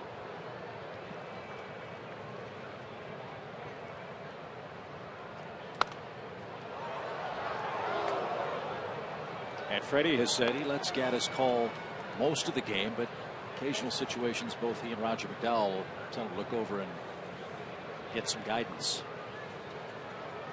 I think that's one of the big discussions now as far as young catchers in high school and college is concerned. They get to pro ball, haven't called a game. Swing and a miss takes care of Davis. And one away in the Mets' 7th inning. Let's check it again with Elizabeth. Chip, thank you. Chipper Jones checking things off his bucket list in his retirement. He just got back from the Masters and from turkey hunting. Well, today with his sons, he got to yell out, "Start your engines" in Talladega. He sent out a tweet about how excited he is. As you guys know, where he grew up in Florida, he could hear the engine in his backyard. That's where his love for NASCAR started. He also said that he wanted to hop in a bus or a camper and do the entire tour. Sounds fun maybe for you, Chipper. Not so much for me, guys. Thank you, Elizabeth. Bouncing ball by Bird. Chris Johnson handles a tough hop. Both he and David Wright have made very difficult plays at the hot corner. 2 outs. It looked pretty easy. And Chris got caught a little in between here. He started in and then thought, oh, that's going to be worse if I wait.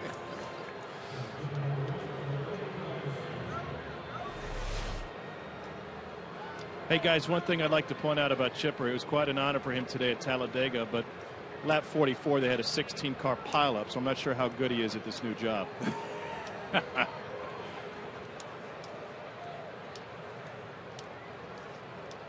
everybody's all right. That pileup at Talladega. Here's Valdespin. And a strike from Hudson.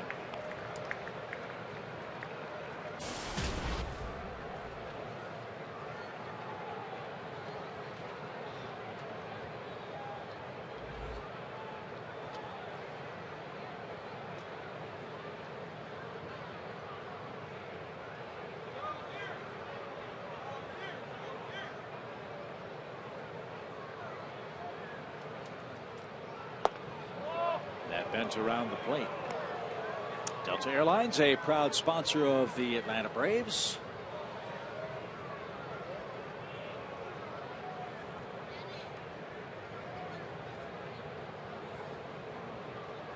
As Valdespin unloads to right. Reed Johnson drifting back in the sunshine. He makes the grab. And Hudson has a 1-2-3 7th. Stretch time in Atlanta. Hudson pitching beautifully and leading 8-2.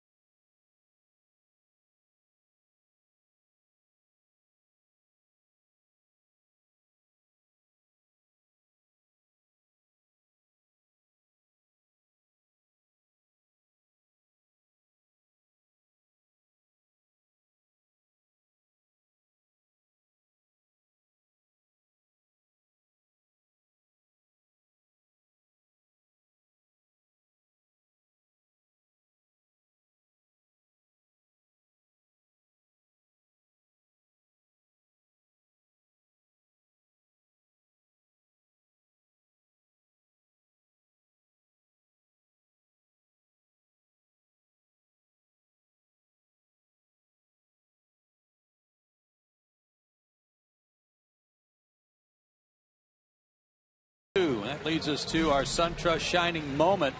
And the guy leading off the inning, Reed Johnson's had himself a good day. His first RBI of the year came on this base hit back in the 3rd inning. Braves got 5 that inning, and then with the bases loaded in the 5th, a 2-run single to left. So a good day for Reed. He is 2 for 3 with 3 RBIs. He also tried to throw out Ike Davis, who had gotten a base hit to right field, fired it to first and almost got him. So we got an all-Utah battery now for the New York Mets. As Brandon Lyons grabbed the baseball, and he delivers a strike to his former youth baseball teammate, John Buck. Is that right? Yep.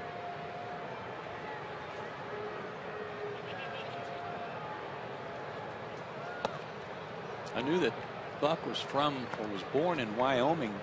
There aren't a ton of baseball players in the big leagues from Wyoming, but I didn't know he played college ball at Utah. Well, I've met them both at various charity golf tournaments and things out there. Yeah, they played on youth league baseball teams in, I guess, the Salt Lake City area, Murph? Is that the suburbs of Salt Lake City? And a lot of people say, really, you guys found your way to New York and you're from Utah and you're both playing for the Mets? Well, John Buck carries a photo of their youth league team on his phone to prove that they were teammates.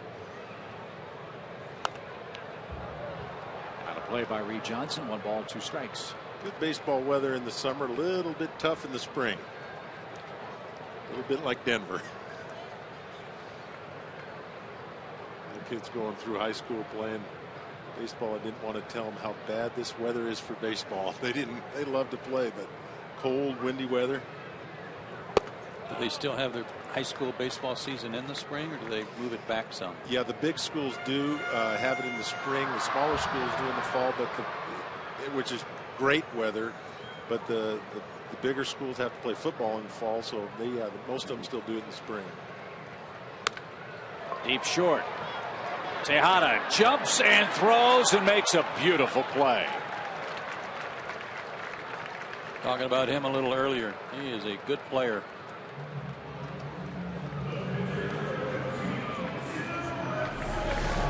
I guess, Joe, the advantage of this jump throw is that you don't quite get the velocity that you do when you plant and throw, but it's a quicker throw. And if you have an arm like that, I've just seen so many guys do it. Back in the old days, as they said, I didn't see that many guys do it. Derek Jeter's made that play famous across town in New York with the Yankees. Yes. It takes you a couple of extra steps to stop if you don't jump. Yeah. And then when you plant, typically your momentum is still going back away from your throw, so you're not able to get as much on your throw. I guess the question for the Mets is, okay, Jose Reyes, one of the most dynamic players in the National League, now injured and on the Toronto Blue Jays roster.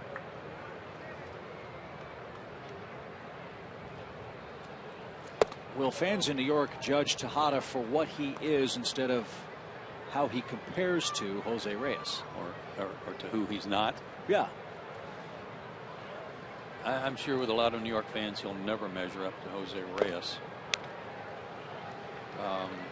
Because Reyes was a dynamic 5-tool player. Tejada doesn't hit a ton of homers. He'll steal a few bases, but he's not going to lead the league. So he's just a real solid major league shortstop and a good leadoff hitter for them. And that's a shame if they don't appreciate him.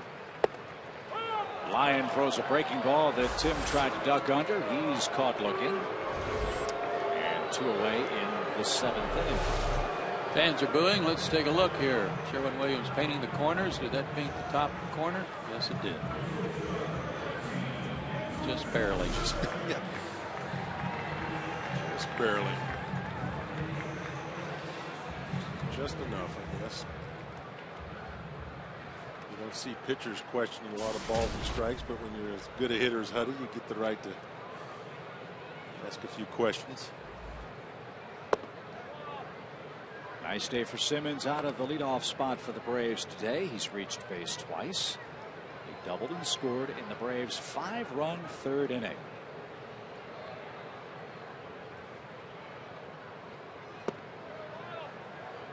was the most damaging inning against Jonathan Neese, the man starting today for the Mets. One of the keys Joe mentioned was 2-out trouble. The Braves provided plenty of that for Neese, who's been hit hard with 2 outs this year. He struck out only 3 men, pitched to contact. The Braves found a lot of holes, touching him for 7 hits in 4 innings today.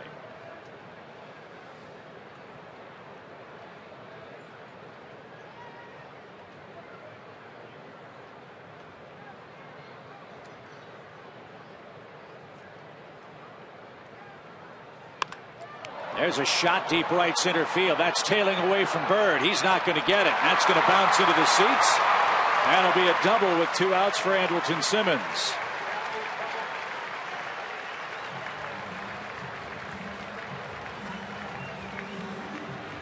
A lot of good looking swings today. Bet.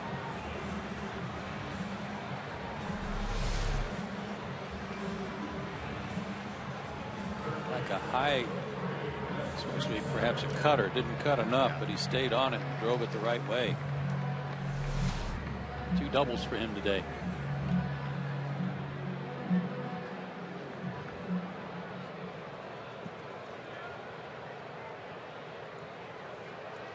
Chris Johnson with 2 outs.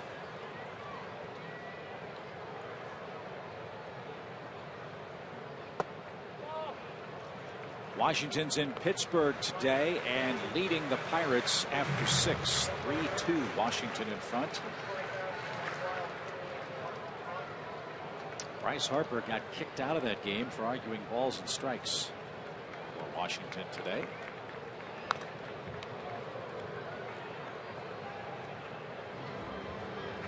Washington 2 games behind the Braves. The Phillies and Mets start play 4 games back, and the Marlins 9 back today, and the Marlins are in Philadelphia. Tom, in a moment, will have an update on what's taking place at Citizens Bank.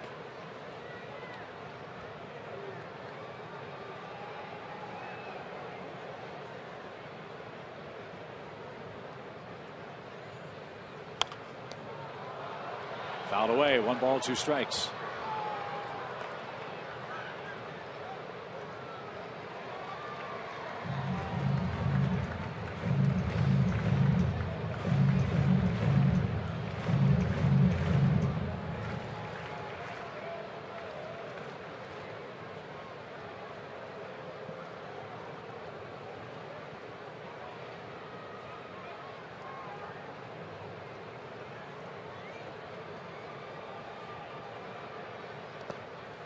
That's in the dirt.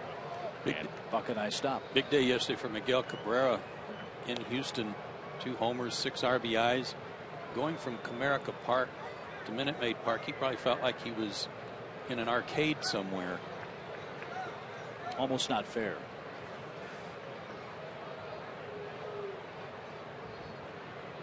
Joe Vincius, our producer, says he's on pace for 180 RBIs. 2-2. Squibbed back to the mound, and Lyons got that. And that ends the Atlanta 7th inning. Pitcher spot due first for the Mets, who are running out of outs. They have 6 of them left and are down 6 runs.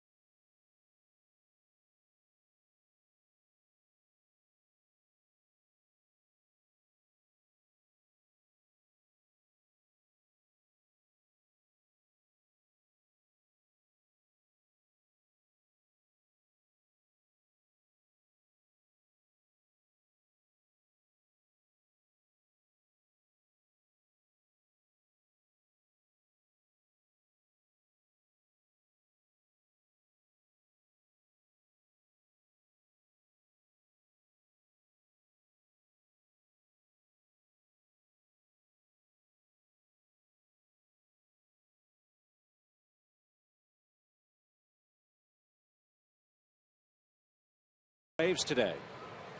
Good offense today for Atlanta. 8 runs, 11 hits. They've capitalized on a lot of walks, and Tim Hudson, the beneficiary of all these runs, pitching another good ball game. A 2-run homer by David Wright, the only damage against him. Mike Baxter's the pinch hitter for Brandon Lyon. He skies the first pitch out of play for a swinging strike one. One change for the Braves. Ramiro Pena's checked in at third base for Chris Johnson. 84 pitches for Hudson. He's allowed 2 runs and 4 hits.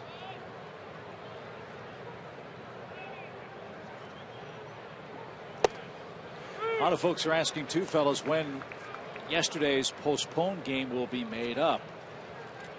We understand it's sometime during the June 17th through 20th series against the Mets here in Atlanta. I believe that's a 4-game set. Now be a 5-game series.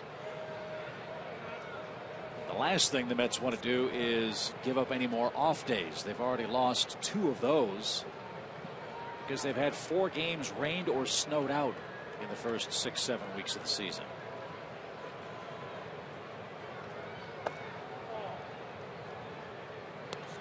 Major issues with scheduling early in the season.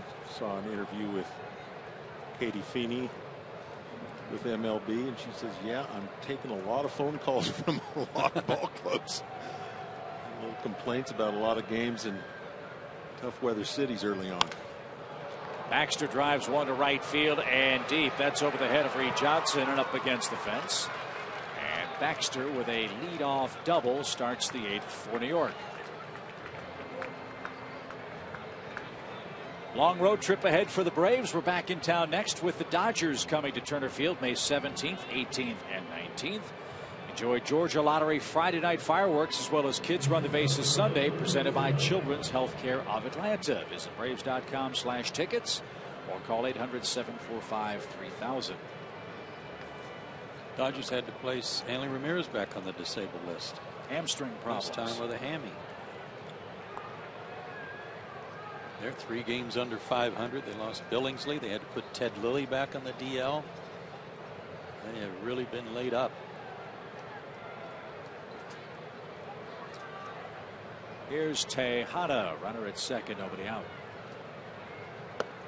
And a quick strike from Hudson.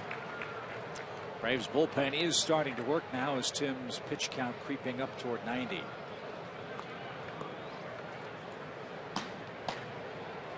Avilon and Guerin, lefty righty.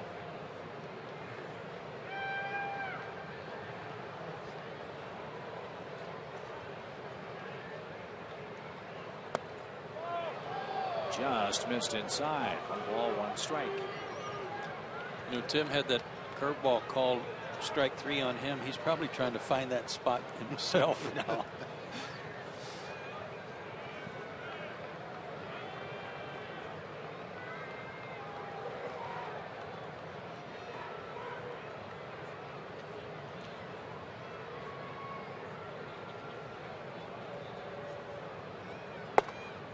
Down and in, ball 2. Friday night when the Mets won in 10 innings, they had 7 runs on 7 hits. You know, they hit 4 homers. That accounts for 4 runs. But of their 7 hits, 4 came from the 8th inning on. They weren't exactly putting a bunch of guys on base. Well, they have only 5 hits today.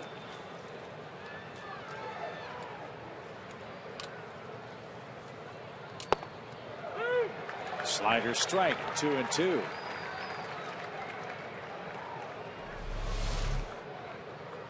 Williams painting this corner, just nipping the bottom of the strike zone, and got a good reception there by Evan Gattis to help frame that. Boy, that was very nice. Another thing that's been impressive about Evan Gattis' defense, his receiving, everything has looked pretty smooth to me. I don't know where, unless he just drastically worked on his defense and improved a ton. I don't know where between that winter bad ball rap and came. Between winter ball and spring training, yeah, probably a month. I've been nothing but impressed.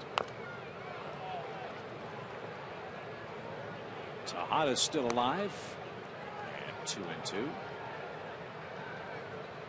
I mean, that's a little nuance there, framing the ball, making pitches look good. That, you know, most catchers with a bad scouting report box a few balls and just don't receive it very well. But he's got soft hands.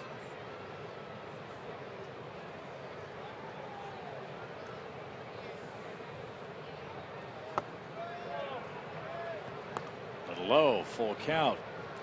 Don't want to put man on with the big hitters coming up for the Mets. There's one thing, sorry, Chip, back to Gaddis real quick, though, for this next pitch, is there's one thing he might want to do, and that's hide that throwing hand a little better when he gets set up. He's got it kind of draped out there. Strike three at the belt. Tejada is rung up.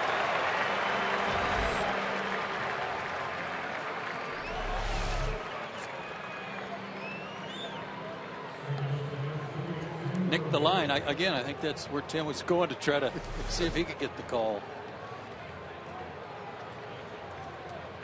And it appears that's the last pitch of the night, or of the day, I should say, for Tim Hudson. 94 of them, and boy, was he good.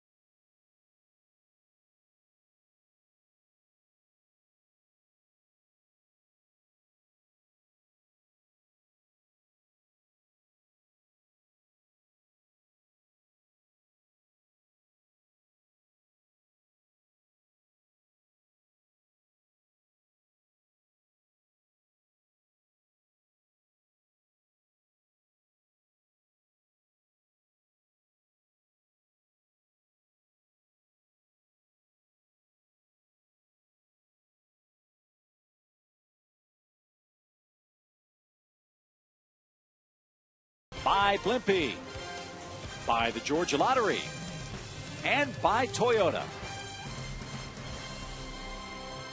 8-2 Atlanta. Tim Hudson's last pitch of the day was a called third strike to Ruben Tejada. And what a day for Tim, trying to win number 201 today, Joe.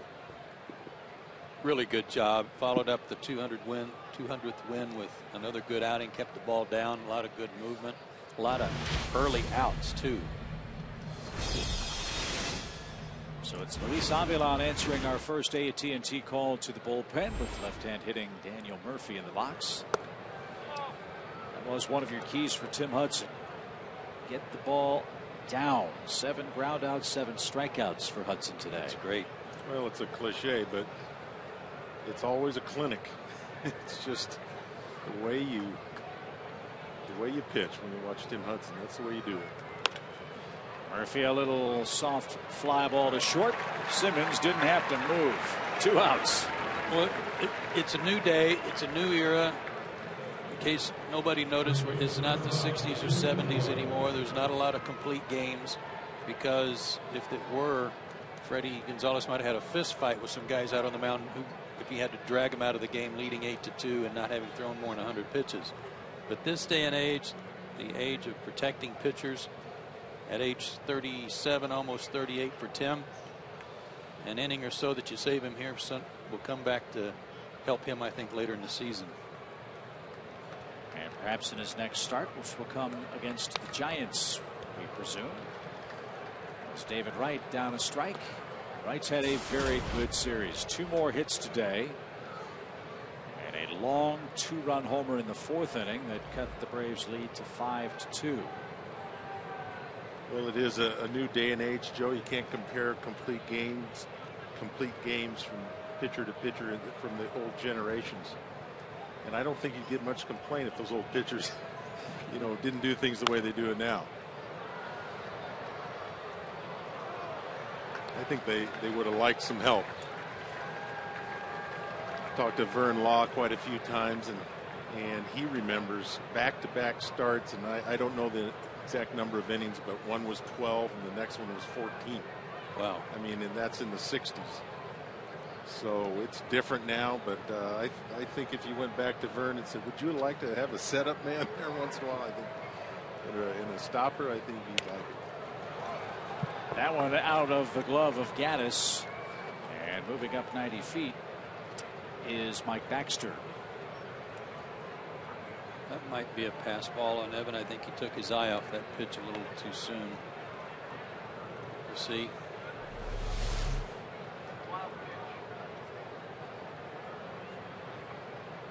Rolled a wild pitch. I don't necessarily agree with that one. Yeah, I think the fact that Evan was half standing up anyway, wanted the ball up. If he'd have come out of a crouch, he might not have got leather on it, but he was standing up expecting a ball that would be up.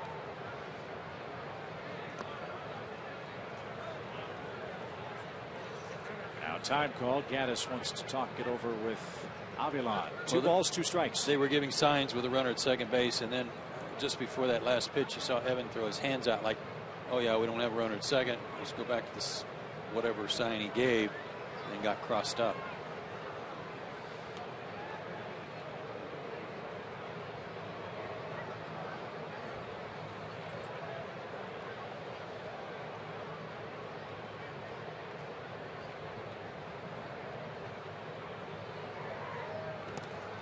Good stop.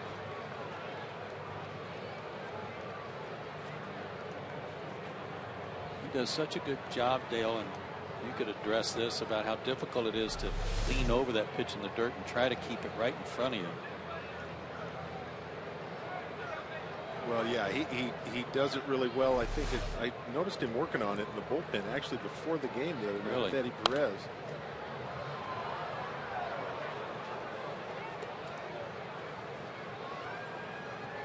It's a matter of anticipation and good body positioning.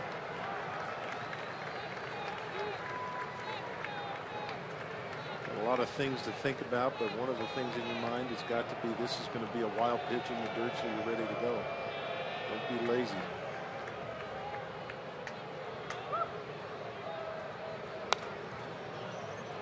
And if you're an inexperienced catcher who's had a kind of a knock of not being a good defensive player, most guys in that situation are only going to call pitches they can catch. That's a good point.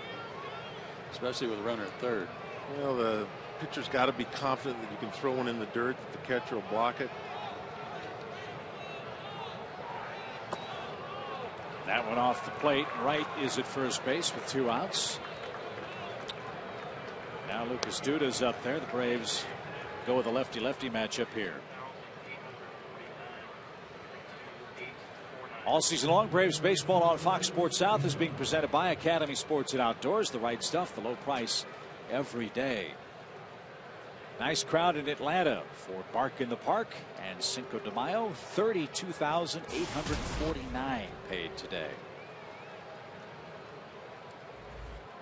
Well, Luis Avilan didn't want any part of David Wright with Duda coming up, so that's why he's got to be confident that Evan Gaddis will block some balls that aren't going to be across the plate. You just don't want to think to yourself, well, I don't really want to pitch this guy, but this catcher back here doesn't do a good job of blocking balls. It gets back to that scouting report on Evan Gaddis. This would be another thing that catchers don't do very well when they get a bad scouting report. And I've seen him block a number of balls. Good position. He's tough. Hangs in there. He called for 2 change-ups with a runner at third base. They were both in the dirt, and he was anticipating both of them and blocked them both.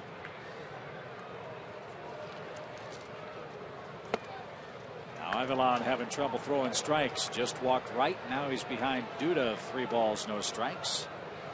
With John Buck and his 10 homers waiting on deck. Mets have been a comeback club this year. They've won 3 games when trailing after 8 this season already.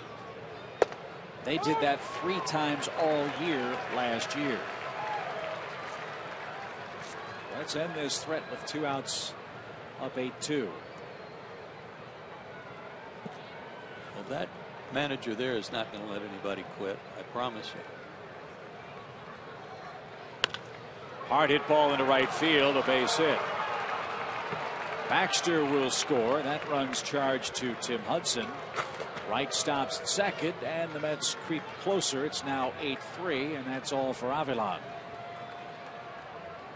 And that was all about count. Now, you understand pitching around David Wright, not letting him get a good swing, but with a left-handed hitter up there and getting to a 3-1 count, all of a sudden his confidence and numbers go up. Talking about Duda. So it's Corey Guerin to try to get John Buck. 8-3 game with 2 on for the Mets.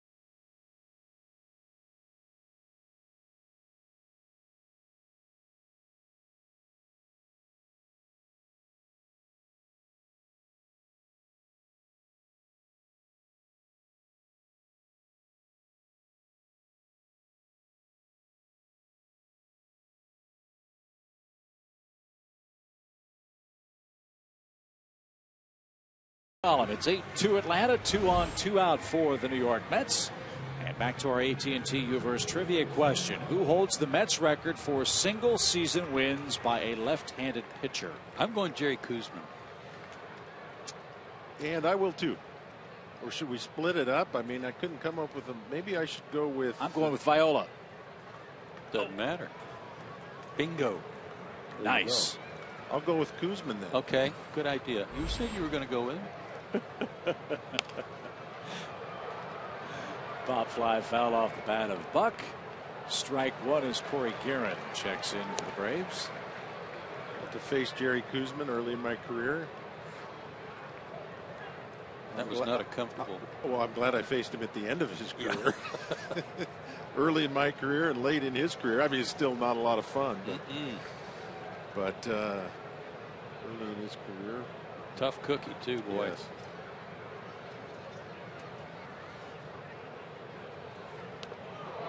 Buck gets hit by a pitch.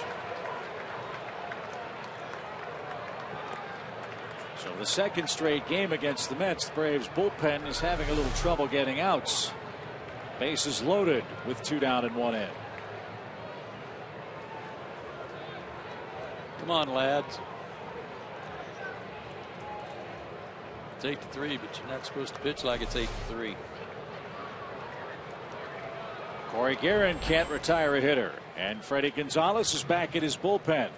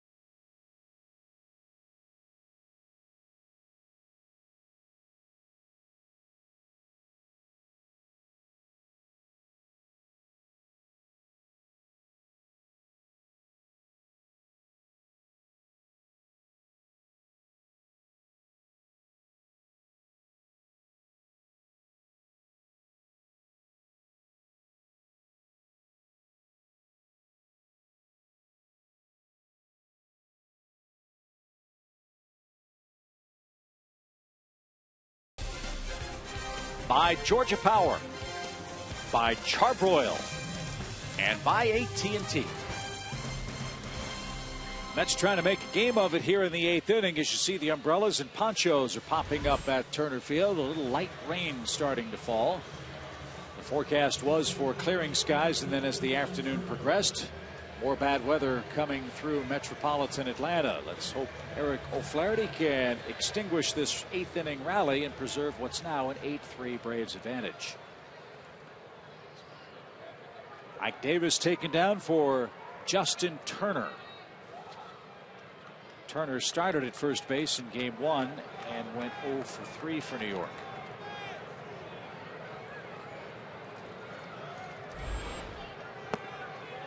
And ball 1 with the bases loaded.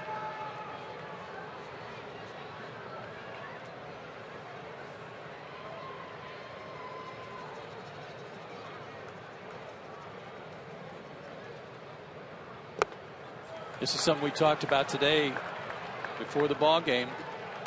We were talking about the recent work of the bullpen and how the last 10 games certainly not comparable to the first 19, and they were basically unhittable.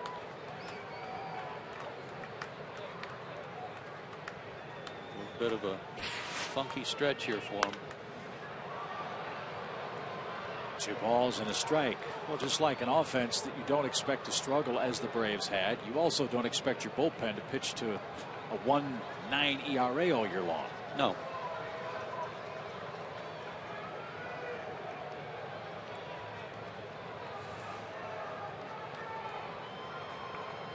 Two balls and a strike for Turner.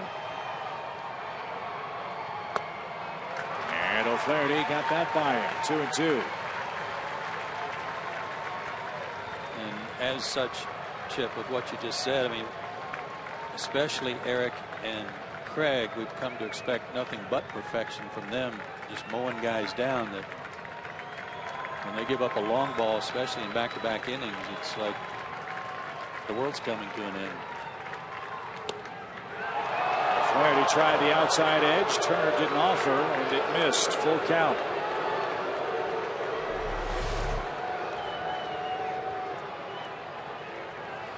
Well off the plate.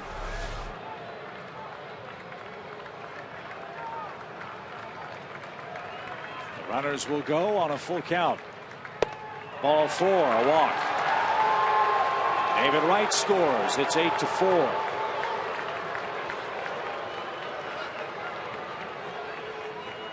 And now New York brings the potential tying run to the plate. Well, from the other night, that comeback they had against the bullpen, and this year, as you just mentioned, Chip, about them having 3 comeback wins after the 8th from being behind and only having 3 all last year. Start to get a little confidence that you're really not out of games, and that's why this is so important to shut them down and stop that confidence from going. You get a couple bloops here or something crazy happens, and let's just have a little more confidence. This is a rematch from Friday night. Marlon Byrd homered against O'Flaherty. Braves got 6 walks today from Jonathan Meese. 3 of them scored. That was instrumental in their early lead. 3 walks today by Braves pitchers, and 2 have scored.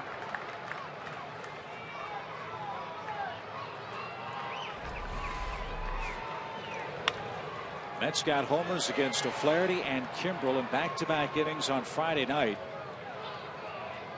First time in Mets history that they did that to erase a lead in the same game.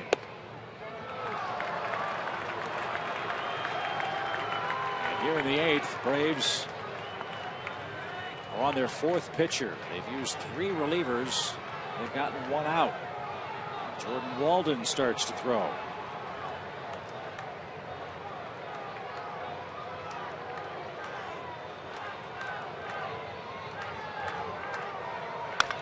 Ground ball, foul. Byrd and the Mets down to their final 8th inning strike. That was a good pitch, really good pitch, because you just walked in a run, and your mindset might be for a lesser pitcher Well, I sure don't want to go 3-1, so I'm going to groove one here. Well, as you said, Chip, this is a potential tying run. You can't do that. You can't afford to do that. You made a good pitch with a hard sinker.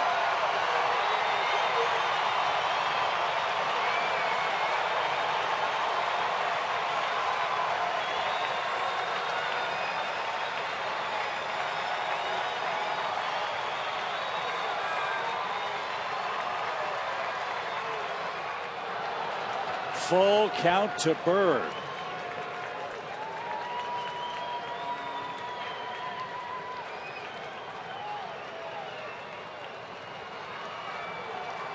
Likes the ball out away from him.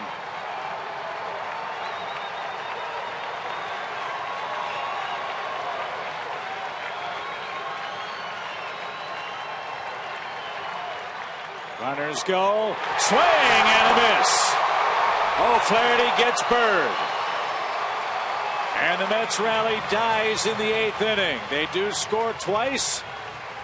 They've pulled to within 4. 8-4 now. Braves in front.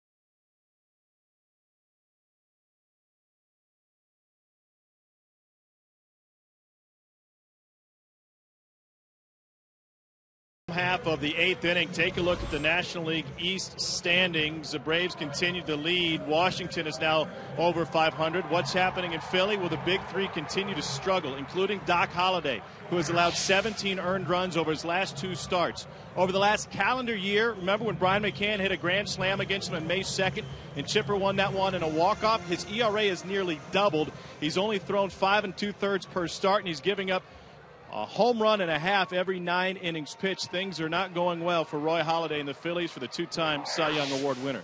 No, they're not. That is shocking, Tom. Thank you. As Justin Upton couldn't stop his swing from Rob Carson, new pitcher for the Mets. He's from Braves country, born and lives in Hattiesburg, Mississippi. Was a 14th round pick by the Mets back in 2007.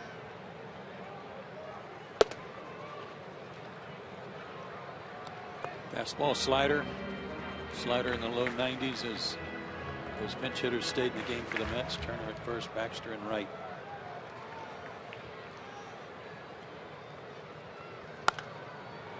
Popped up right side. Turner gives chase and can't get there. It's 1-2. In that game that Tom was talking about today, Adeiny Echeverria for the Marlins knocked in 7 runs for Miami. And they're still playing, right? 10-0 in the last of the 6th in Philadelphia. Miami beating Roy Halladay.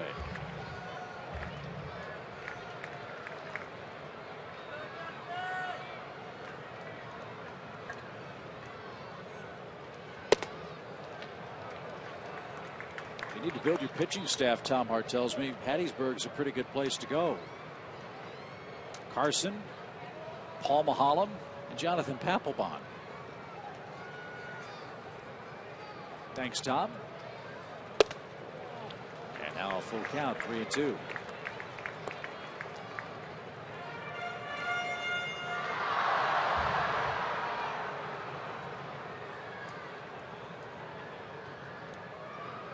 All pitches tomorrow night in Cincy. And up today, leadoff walk. Time for our Yellowwood Bring in the Lumber today.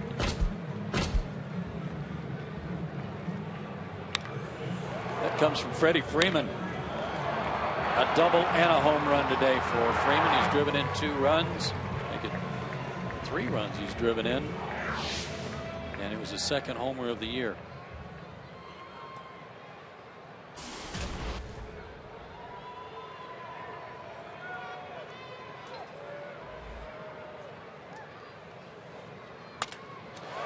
Freeman strokes one over short. Upton around second. He'll make third without a throw. A walk and a single puts Braves runners at first and third with nobody out.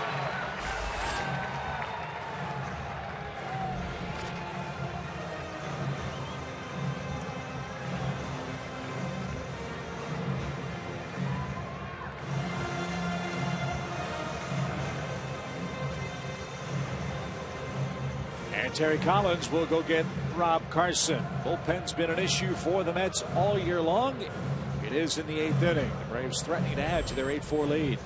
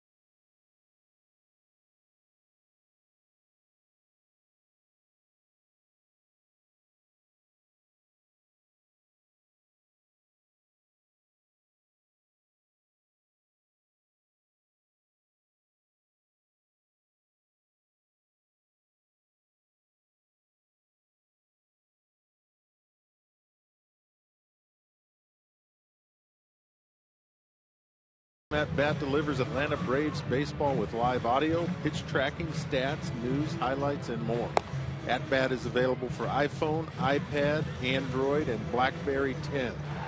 Text At Bat to 31826 or visit Braves.com for details. I think all these people are tweeting you. Got some good tweets today. A lot of dog tweets today. Scott Atchison in again for New York. He's been busy. 15th appearance already. This is the Mets' 28th game. Evan Gattis with 2 on and nobody out. Evan a 2-hit day today. Tough assignment here for the middle infielders. They've been asked to play in, but they're really pinched up the middle. If they get a sharp ground ball from Gaddis, they might try to turn two and freeze Justin Upton at third. Swing and a high fly ball to left, but he got under it. Boy, he just missed. Tagging though and scoring is Justin Upton on a sacrifice fly. He would have loved the homer. I love the fact he made contact to bring home a 9th run. So does his manager.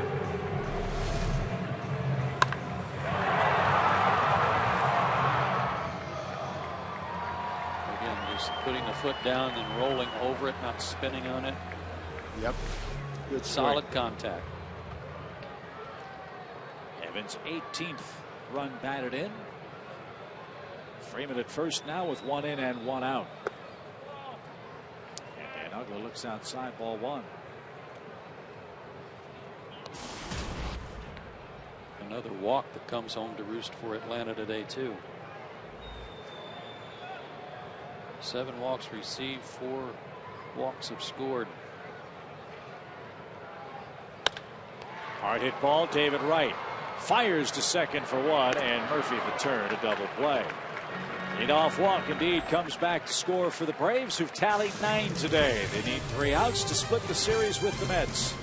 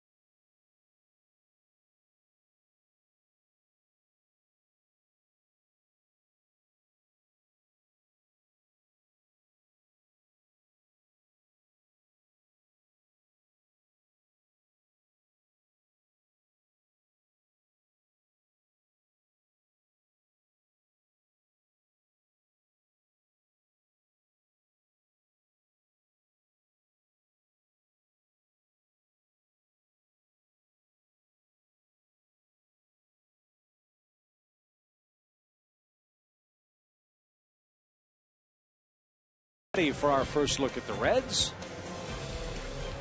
Then San Francisco, a 4-game series with the Giants at AT&T Park. And then finally we'll enjoy some hot weather. It's going to be 100 degrees next Monday. Woohoo! As the Braves play inside Chase Field in Phoenix, we'll get our first look at former Brave Martin Prado with the Diamondbacks. New pitcher on for the Braves here in the 9th inning. Jordany Valdespin will face Anthony Vivaro.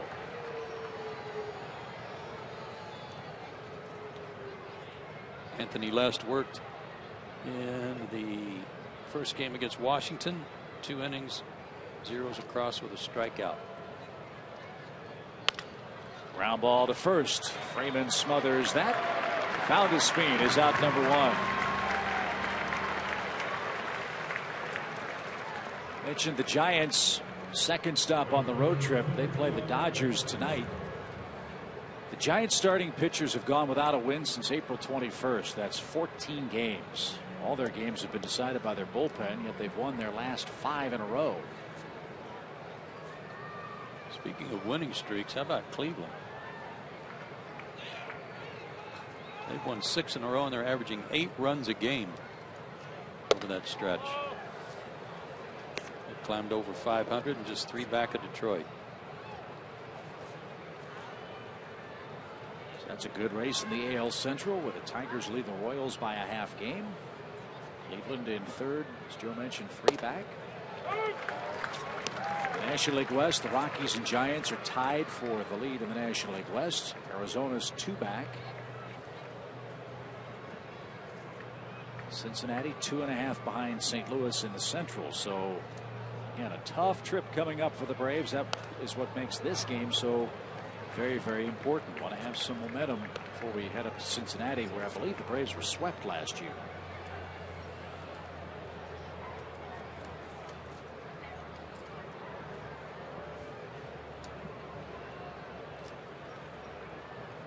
The Braves lost all 4 games they played, May 21st through the 24th in Cincinnati. So we owe the Reds a little payback.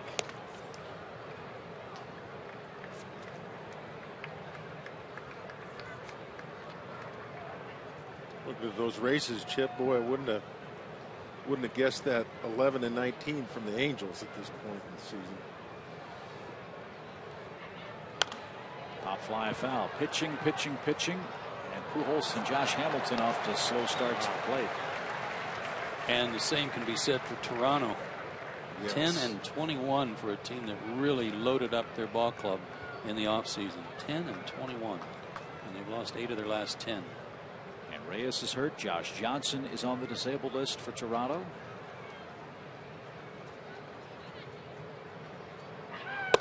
And strike 3 right down the middle. Baxter is retired. And 2 men are out. After our game, stay with us for Braves Live, presented by AT&T. We'll hear from the skipper, Freddie Gonzalez. We'll hear, we hope, from Tim Hudson as well, as he's an out away from his 201st win. And we'll look at the highlights. Many of them offensively for Atlanta today. They scored 5 runs in the 3rd inning, 2 in the 5th, 1 in the 6th, 1 in the 8th inning, and did so on 12 hits and only 1 home run.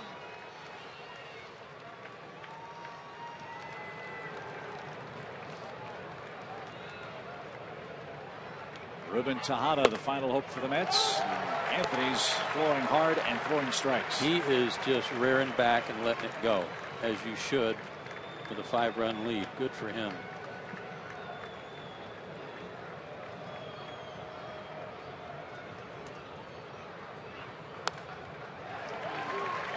'96 and Tejada late.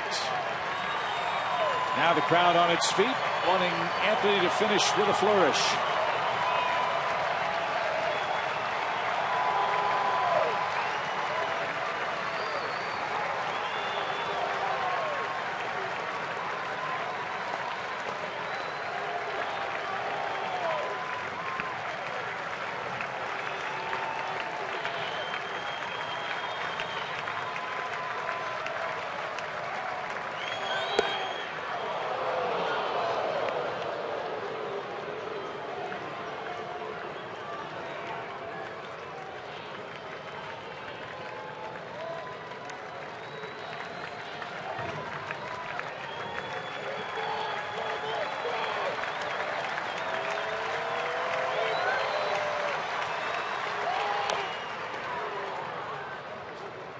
Tejada not going quietly.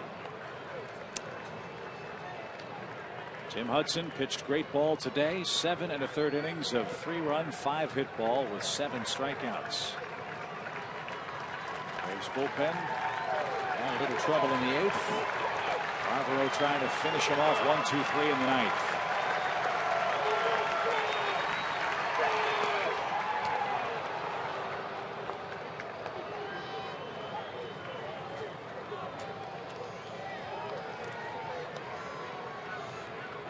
Ironically enough, on Bark in the Park Day, the Braves staff has K9. That just took the lead there, Chip. Yeah, that's just best Joe. one last parting shot. That's always leaving one or more. Joe, 2 balls, 2 strikes. And high 3-2.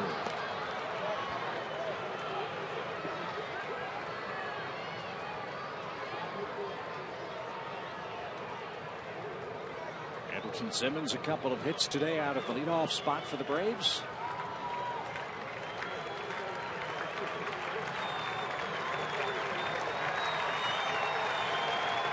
And now the payoff. Fly ball to right. Reed Johnson back a few steps. And that's a winner. The Braves beat the Mets. 9-4 your final score. Terrific offense by Freddie Freeman. He had 3 hits, scored 2, knocked in 3, and Tim Hudson has win number 201. Back to Turner Field with more after this.